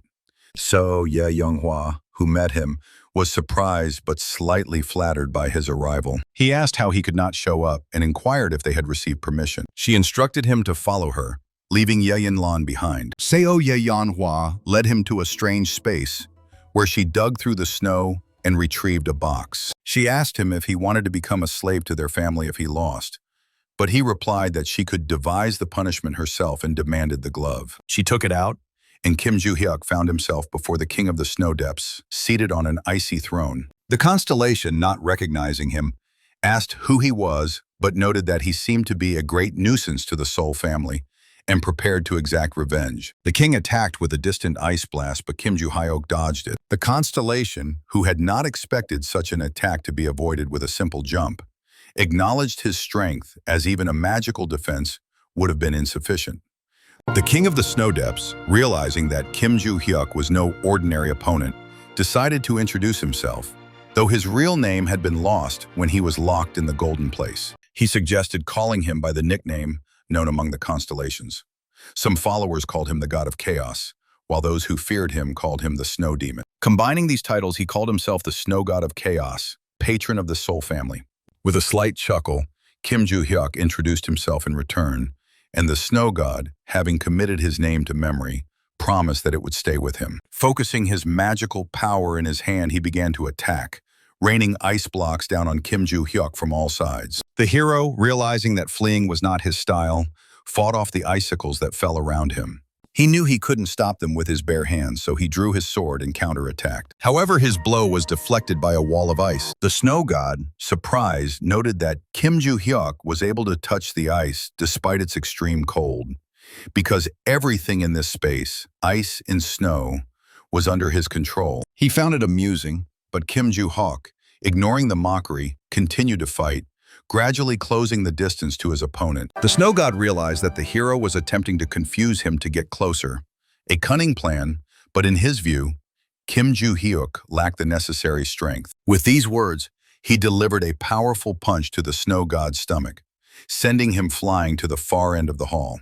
Kim Ju-hyuk sarcastically noted that it seemed the enemy hadn't been sent flying in a long time. The shocked snow god acknowledged the incredible power of the blow, and looking at Kim Ju-hyuk's sword, guessed that he was the god of war. The hero confirmed that this nickname had been given to him by his students and that the snow god was correct. Still recovering from the blow, he said that he did not know Kim Ju-hyuk personally, but that 300 years ago, he had witnessed his power firsthand. At that time, in a battle against a horde of monsters, the snow god, despite his abilities, had found himself alone against a countless army. He had been preparing to take as many enemies with him as possible when suddenly the god of war appeared. The snow god had wanted to ask why he had come to his aid and why he fought so fearlessly, but when Kim Ju-hyuk had swung his ink-black sword, the monsters had vanished and the two of them were left alone. The snow god had been speechless, overwhelmed by a magical power that was unmistakable. He had realized that before him was without a doubt the god of war. With a slight smile, Kim Ju-hyuk asked if it was time for him to begin his attack. The inspired snow god replied that he had been awaiting this day for a long time and was ready to fight with all his might, letting the god of war decide how to proceed. The two opponents, having recognized each other, prepared for a furious battle in the pleroma of the mental image, where their forces and determination would clash in full force. In the reception room of the Seoul family's estate, Younglan sat alone, feeling terrified under the gazes of people who watched her through the bars like an animal in a cage. Those looks reminded her of why she had not wanted to return to the Seoul family. Recalling Kim Ju-hyuk's words about needing to rest and recover to show him the way to his family, she realized that without his request, she would never have come back here. Suddenly, Seoul Yurin, the first daughter of the Seoul family, and Seoul Pei, her younger sister, approached her. A wary Anlin asked what they wanted. Seoul Pei explained that they were not seeking a fight, as they could not defeat her, but simply wished to talk. And Lan sarcastically suggested they join the onlookers behind the bars, but Seoul Yurin gently objected, saying she had come to apologize for the misunderstanding. She wanted to make amends, and Seoul Pei added that after the fight at Bakrin Castle, they hadn't had a chance to speak properly, and they wanted to rectify that now, even if it was late. A disbelieving Yanlan asked if she should take their apologies as sincere and not motivated by fear. She began to scream, but Sol Yurin tried to calm her, acknowledging that their actions might seem like an attempt to save face. She said that their mother, so Yeonhwa, had blocked all of the sisters' attempts to meet with Yeonlan and had even suspended her from training. A surprise Lan realized that her expulsion had not been out of jealousy, as she had thought. Solpei admitted that there had been envy, but that it was of a kind nature. They were proud of Yeonlan because thanks to her, the Sol family was taken seriously. However, their mother had forbidden them from communicating, declaring Yeonlan a threat in the struggle for the position of family head. The elders, she had said, would have chosen Yeonlan over the sisters, and they had submitted to her decision. Solpei clarified that they had never been interested in the role of leader and had not wanted the position. At that moment, Yeonhwa entered the room, asking if Yeonlan wanted to know the details. Meanwhile, in the pleroma of the mental image, Kim Ju-hyuk continued his battle with the snow god of chaos. The constellation attacked him with ice blocks and icicles from all sides, which incredibly irritated the hero. He asked if the enemy intended to continue playing with icicles. The snow god accepted the challenge, replying that since Kim Ju-hyuk desired a stronger attack, he would get one. He unleashed a powerful blast of ice that should have frozen the hero from head to toe. Kim Ju-hyuk, impressed but dodging, noted that the attack had only lightly dusted him with snow, as expected from the god of war. With a hint of mockery, he asked not to be showered with compliments, as it embarrassed him, but admitted that the snow god stood out among the other constellations. He suggested that 300 years ago, he had tried to limit his power in the pleroma, where, as Barcho had explained, everything depended on the perception of one's own power. The snow god was likely a reincarnation of his former self, whose body had long since decayed, making him an interesting opponent. Kim Ju-hyuk lamented that he wished he had met him sooner and described their exchange of compliments as mutual. The snow god, drawing closer, declared that in gratitude for the fight, he would give his all and created a giant ice hand to attack. Kim Ju-hyuk swung his ink sword and instantly cut it down, and the snow god collapsed, admitting that he was not even close to being his equal. CEO Yeonhwa, watching the fight in the pleroma of the mental image, was amazed that Kim Ju-hyuk had lasted so long against the king of the snow depths. She noticed that he was using an unusual form of magic, which was likely what had allowed the constellation to play with him for so long. However, she was surprised that after such a lengthy battle in the pleroma, Kim Ju-hyuk appeared completely normal. When she turned to him, she learned that he had defeated the snow god of chaos. CEO Yeonhwa, not believing her ears, asked again, but a notification appeared before her.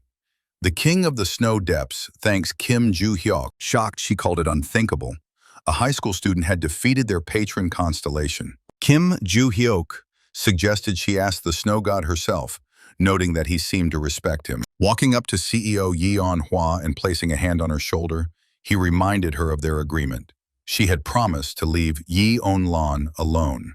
He added that he would be making some adjustments to her plans. Kim Ju-hyuk entered the room where Yeonlan was with her sisters and mother. Seeing So Yeon, the chairwoman of the White Lotus, he was surprised by her presence, not expecting to see her there. And Lan, noticing him, asked if he had finished his business. He confirmed, suggesting they discuss the details on the way home, as the eyes on the estate were too intense. They left the estate, and in still excited Yeonlan noted that he had returned sooner than she had expected. She assumed he had lost, as it was incredibly difficult to fight a constellation without divine protection, and asked what conditions So Yeonhwa had set for him to become a slave of the Sol family. Kim Ju-hyuk, smiling at her naivety, reassured her, but Yeonlan continued to worry, certain that she should have stopped him. She said that her aunt and older sister had told her about So Yeonhwa. She had been striving for power since her youth, and even after becoming the head of the family had not slowed down. She disliked children, viewing them as a threat to her position, especially Yonglan due to her talent, and had punished them for the slightest infractions. And Lan noted bitterly that she had never wanted to be the head and didn't understand why her mother had treated her that way. She was surprised that the constellation had done nothing against So Yeonhwa, even if Barsha had thought her actions were unjust. Kim Joo-hyuk interrupted her, saying she was a master of drama and decided to make her happy. He had defeated the snow god. A disbelieving Yunlan asked if he was joking, but he assured her it was not an April Fool's prank. He explained that the conflict had started because the constellation had called So-yeon-hwa on the carpet. Kim Joo-hyuk had personally asked the snow god why he needed Yeon-lan. The constellation had replied that it was So-yeon-hwa's request. Her youngest daughter needed divine protection, but stubbornly refused it, and so he had given the order to take her away. A surprised Kim Joo-hyuk noticed that the snow god seemed to be hearing for the first time that the youngest daughter was named Yeon-lan, and didn't even know that she had been abandoned. The hero explained to the constellation that So-yeon-hwa had been manipulating the family and the snow god himself all this time, using his power for her own selfish ends. She had lied, ruined Yeon-lan's life, and deceived the elders, holding nothing sacred. Kim Joo-hyuk asked the snow god to terminate his contract with So-yeon-hwa. At that moment, she received a notification. The contract with the king of the snowy depths was terminated, and her power vanished. Having lost her position as head, she had lost even the slightest influence. Kim Joo-hyuk noted that he hadn't had to get his hands dirty. A shocked Yong-lan couldn't believe he had done this for her, and thanked him. But he asked her to stop because now that the Sol family was over, she could focus on her training. Meanwhile, the man in the skull mask who was watching them asked his master if he should continue his surveillance. The master replied that he should not, and ordered them to search for his enemies. The great cult's hideout had gathered its members under the orders of the Constellation Lord, who had commanded the death of Kim Joo-hyuk. However, the masked man who had been the first to arrive after receiving the order was puzzled as to why the Constellation had suddenly become interested in Kim Joo-hyuk's enemies when it had previously demanded his elimination. He had made inquiries but had only found scant information. Kim Joo-hyuk had grown up in an orphanage, with nothing else of note. The information was reliable, but useless. The masked man had waited for the order to liquidate, but it had never come. After Kim Joo-hyuk had defeated So-yeon-hwa and her constellation, the king of the snowy depths, the order had been postponed. The cult had received a new order that had left them shocked. Kim Joo-hyuk had defeated the Sol family's constellation. Suddenly, a message arrived from the War Devil, asking if the storage stone was ready. The cult members, having confirmed their readiness, took the stones, piled them up, and began to concentrate their energy. Mr. Constellation asked if they had found Kim Joo-hyuk's enemies. The masked man replied that 3 hostile organizations had been identified: Il-shinjo Samsal and the Supreme Race, all bandit groups, and the Ventric family, a prestigious English dynasty. However, the Ventrics seemed to have made a deal with Kim Joo-hyuk and were now supporting him, though there was no official confirmation. Rumors were circulating that the thug organization Full Burial was targeting Kim Joo-hyuk, possibly to increase the value of his name. The cult leader announced a new order to eliminate Kim Joo-hyuk's enemies, a command that seemed strange to everyone. Meanwhile, Choi R-in texted Kim Joo-hyuk, informing him that she would be skipping practice as she had to go home for an important matter. He thought it might be related to a sacred relic and hoped that the Choi family's constellation, Choi Jin-jong, would become his disciple. After defeating the Sol family's constellation, Kim Joo-hyuk had examined their relics, but none had been remarkable. He knew that a new tower of destruction was imminent, and the Zahar disaster was just around the corner, so he needed every student. He had heard that the White Lotus Association housed many sacred relics and decided to take a look, though the very thought irritated him. Suddenly, a man in a mask with a cat's face appeared before him, a representative of the black market.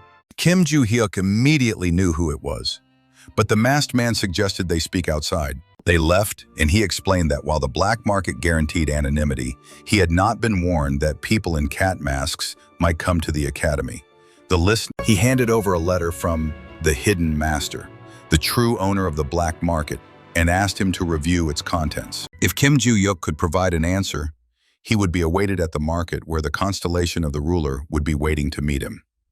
The masked man added that the letter had been passed on to several people and the constellation was searching for someone who could read it. Unaware of the contents, he turned and departed. Barge, Kim Joo-hyuk's demon, was surprised that the letter was from a constellation and asked if he could decipher it, as the symbols resembled a child's made-up language. Kim Joo-hyuk, looking at the letter, realized that the symbols were familiar to him. He himself had created them in the past. Barge, Kim Joo-hyuk's demon, noted that he had been leaving Valhalla Academy without permission more often in recent days. He reminded the hero of his deal with that creepy gray-haired teacher, Lilia, who had created a sensation with her research at the last conference. Barge advised him to continue supplying her with information to avoid breaking their agreement. The demon then asked if Kim Joo-hyuk had really invented those strange scribbles in the letter. The hero confirmed that it was his own creation from the past. A surprised Barge asked how this was possible if writing had not yet existed at that time. Kim Joo-hyuk explained that it was part of his training and headed to the black market, though he had never thought he would return there. Looking at the sky, he noticed its unusual appearance, which reminded him of the events of 300 years ago, hinting at a grand meeting to come. At the market, a man in a mask approached him and asked if he had come because of the letter. Kim Joo-hyuk confirmed and asked where to go. The guide replied that the mask was unnecessary and led him through a secret passage to area number 7. The hero was surprised by the absence of the black cat, the market's key figure. But Barge pointed to a building behind glass, covered with yellow banknotes that looked like currency. The demon doubted if this building had been there on their last visit. Suddenly, a black cat appeared and asked if Kim Joo-hyuk was able to read the letter. He replied that a specific answer to the letter's contents was impossible, and asked for a piece of paper and a pen to explain. He began to write the symbols, and the puzzled black cat noted that only 5 had sold their rings, and 3 of them, by lying, had only angered the constellation. Seeing the symbols, the black cat recognized their similarity to writing, but did not understand their meaning. Kim Joo-hyuk offered no explanation, and the black cat, deciding he was on the right track, suggested an immediate meeting with the constellation. The hero agreed, and the black cat handed him the staff. Upon touching it, Kim Joo-hyuk found himself in the pleroma of the mental image. There, he met a girl whom he immediately recognized, Maniac, one of his students from a past life. She fell to her knees and greeted her teacher, calling herself his humble student. An embarrassed Kim Joo-hyuk asked her to stand, noting that he hadn't thought she would remember their symbols. The maniac was surprised he could forget. He had created them especially for her. In the past, he had saved her and Dorinda from slavery, accepting them as his students. At that time, she had been completely unsocialized, unable to communicate, her only language being her emotions. To teach her, Kim Joo-hyuk had devised these symbols to instill in her a love for writing.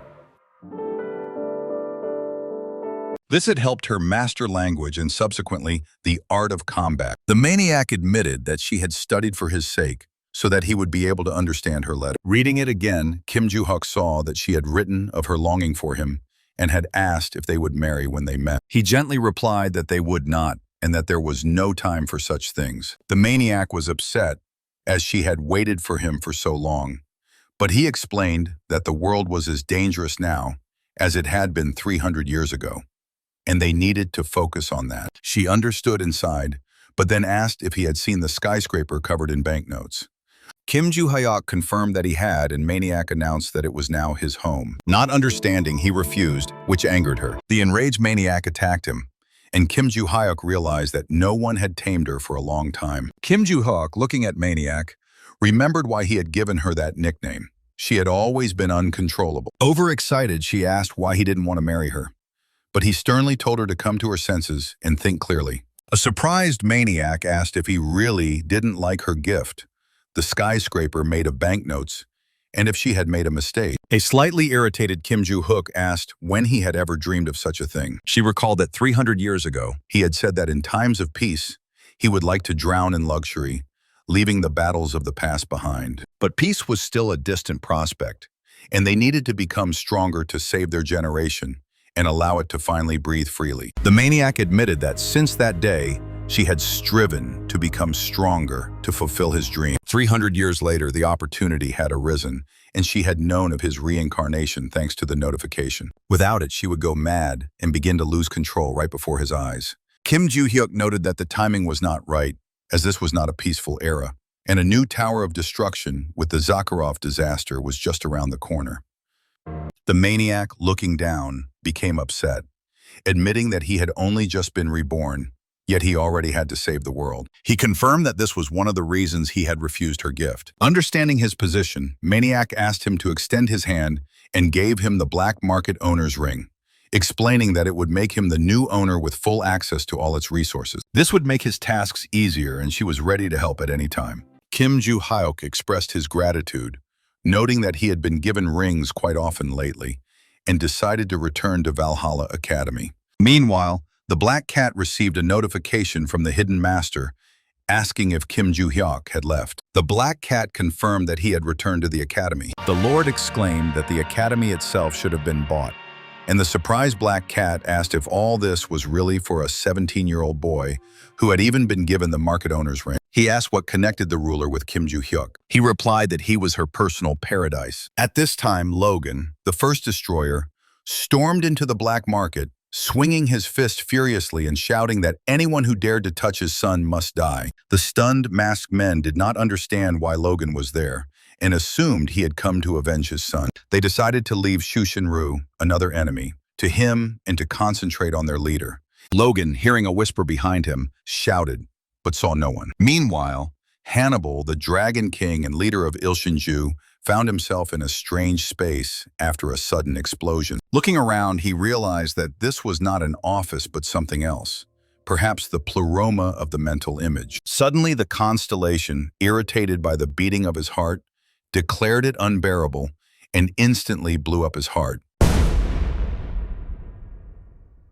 In the pleroma of the mental image, Hannibal, despite having his heart torn out, remained alive. The constellation Tugi, a representative of the Ilgyo clan wearing a goat mask, assured him that he would not die in this space and confirmed that this was indeed the pleroma. A stunned Hannibal did not understand what was happening and was struck by Tugi's incredible magical power. He heard a noise outside. Members of his clan were under attack. Hannibal asked why they were being targeted. Tugi explained that it was the work of Logan, the first destroyer, who was avenging his son. Hannibal, realizing Logan was there, knew their chances were slim, but Tugui warned that the situation was even worse. He asked if Hannibal knew why Kim Joo-hyuk was called one of the strongest. Tugi said his mission was to cleanse the world of those whose minds were clouded by pride, those who considered themselves superior to others. An uncomprehending Hannibal asked why the previous first had been killed then. Tugui replied that he had been a non-entity, whose strength was limited to empty conceit. Hannibal replied that he did not consider himself the strongest and did not understand why he was there. Tugui clarified that it was not about him personally, but that his clan had made the mistake of raising a hand against the one who deserved the title of the strongest, Kim Joo-hyuk. A powerful aura began to form around Tugi, and Hannibal, sensing the threat, knew that now was not the time for thinking. We need to conserve our strength to survive against this crazy saint. He decided to use the relic of their constellation's magic to strike and find a way out. Hannibal focused his aura into his hand and attacked, but Tugui easily dodged it, appearing behind him. Hannibal, not feeling the enemy's presence, was confused. Was it really true that there were no limits in the pleroma? And could Tugui so easily conceal his power? The constellation, appearing behind them again, declared that Kim Joo-hyuk was the strongest teacher, and that Tugui would exact revenge for them raising their hand against him. He struck out, piercing Hannibal through the stomach. Tugi stressed that he would not kill him so easily, leaving him to suffer. The next morning, in the Valhalla dorm, Kim Joo-hyuk awoke to news reports of the defeat of the Il-shinjo, Samsal, and Ilgyo clan gangs. A surprised Bark noted the strangeness of the situation. It seemed the problem of Kim Joo-hyuk's enemies had resolved itself. He asked if the hero really planned to leave the academy. Kim Joo-hyuk confirmed that Valhalla was merely a resource for him, and that he had come there for other reasons. Now that the conditions had been met, he had no reason to stay, but he would only depart after the next disaster. A puzzled Bark remained silent. At this time, a black cat appeared in the office of the chairman of Valhalla Academy, Shim Do-kwon, introducing himself as the owner of the black market. He got straight to the point, asking to purchase the academy. A stunned Shim Do-kwon demanded an explanation, but the black cat insisted that it was an order from the hidden master and that the academy must come under their control. Shim Do-kwon, the chairman of Valhalla Academy, asked the black cat in confusion if he was really the owner of the black market. He confirmed, noting that she seemed to know which market he was referring to. However, Shim Do Kwon firmly stated that he would not sell the academy to a dubious individual, regardless of his reputation. The slightly surprised black cat snapped his fingers, and a suitcase filled with money appeared before her. But the chairman remained adamant, explaining that it was not a matter of money. He recounted how, as a young hunter in Korea, he had witnessed the country suffering from labyrinths and monsters. While regular police could handle human crimes, guilds were needed to combat the monsters. The government had created a division of contractors, but they had accepted anyone and were no match for the elite hunters. It was then that Shim Do-kwon had decided to establish an academy to train contractors who would be on par with those from abroad. Valhalla was now functioning successfully. Its graduates were sought after worldwide, and the academy had set a record for its rapid response to threats. He asked if the black cat understood what he was talking about. Impressed, he acknowledged his achievements, but assured him that he had no intention of changing the academy's policies, only of becoming its new owner. He snapped his fingers again, and 2 suitcases of money appeared, then a third, a fourth, a fifth, a sixth, a seventh, and so on. Shim Do-kwon finally agreed to the deal, asking him to take care of the academy, and retired with a sense of relief. The black cat, having become the new owner of Valhalla, decided to change the sign and informed his master Maniac that he had fulfilled her request by acquiring the academy. She ordered the black market to be connected to Valhalla and for additional surveillance cameras to be installed to see who was flirting with her teacher. The black cat was surprised, as there were already enough cameras, but the Maniac insisted, excited by the opportunity to spy on Kim Joo-hyuk.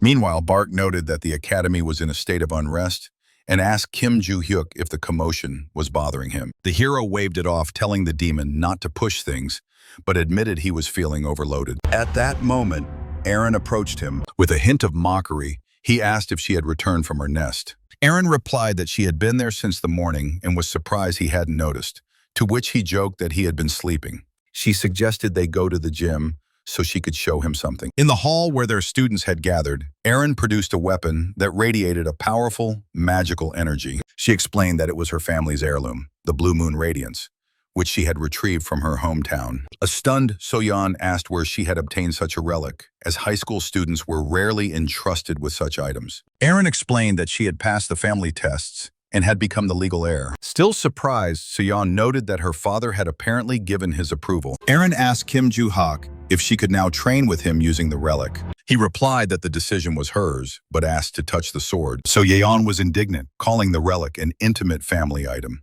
But Erin allowed her teacher to take the sword. Kim Joo-hyuk, feeling a familiar magical power, was immediately reminded of Choi Jin-jung, the patron constellation of Dao Wang, who said that they had not seen each other for a long time. Choi Jin-jung, the patron constellation of Dao Wang, called Kim Joo-hyuk Hyung-oh-hyung, to which Kim Joo-hyuk responded in surprise, calling him boy. An indignant Jin-jung asked how much longer they would call him that, as he had already grown up. He wondered how Kim Joo-hyuk knew his name, as he had never stated it. The smiling hero replied that he would continue to call him a boy because all his students eventually became constellations, and Jin-jung had always been a fidget. Remembering him as a child, Kim Joo-hyuk called him the King of Blades and challenged him to a fight.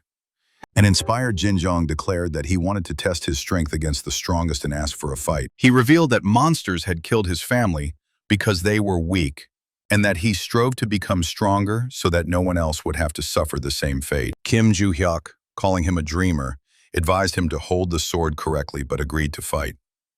Jin-jung, attacking with his fists, declared that he would not give in, remembering how his teacher had forced him to take up the sword every week. With a hint of resentment, he asked if Kim Joo-hyuk had ever been able to give in, to which he was surprised because it was the defeats that had tempered his technique, turning him into an invincible swordsman. Kim Joo-hyuk offered to make him his student, to constantly monitor his progress, but Jin-jung replied that it would be blasphemous to appropriate his technique. He admitted that he had no other choice to become stronger. Kim Joo-hyuk realized that Jin-jung had grown up and felt a sense of nostalgia, stemming from Erin, whose education was similar to their past. Jin Zhang said that after becoming a constellation, he had taught contractors his sword technique, but had adapted it as modern fighters relied more on magical power than physical strength. Though his technique was still far from perfect, he was surprised to see his teacher in the body of a high school student. Kim Joo-hyuk asked if he had received the notification about his reincarnation, like maniac and fool. Jin Zhang replied that nothing of the sort had happened, which the hero found strange. Barge confirmed that he had seen the notice as well, and Kim Joo-hyuk suggested that they were only sent to those who were connected to him. Jin Zhang called it fate and suggested they cross swords. Kim Joo-hyuk agreed, wanting to test how much stronger he had become. During the battle, memories came flooding back to the hero when he touched Aaron's relic, the Blue Moon Radiance, which was linked to Jin Zhang. After the defeat, Jin Zhang was pleased, and Kim Joo-hyuk advised Aaron to contact her co-star more often, calling him a good guy. Meanwhile, in China, at the Seoul family estate, So Yeon, the chairwoman of the White Lotus Association, approached the elders, asking why she had been summoned. The three elders were silent, and she reminded them that the position of head of the family was still vacant. They offered her the position, but So Yeon pointed out that, according to tradition, the association's leader could not apply for the role. The elders asked her to name a candidate who would not use the power of the constellation for personal gain.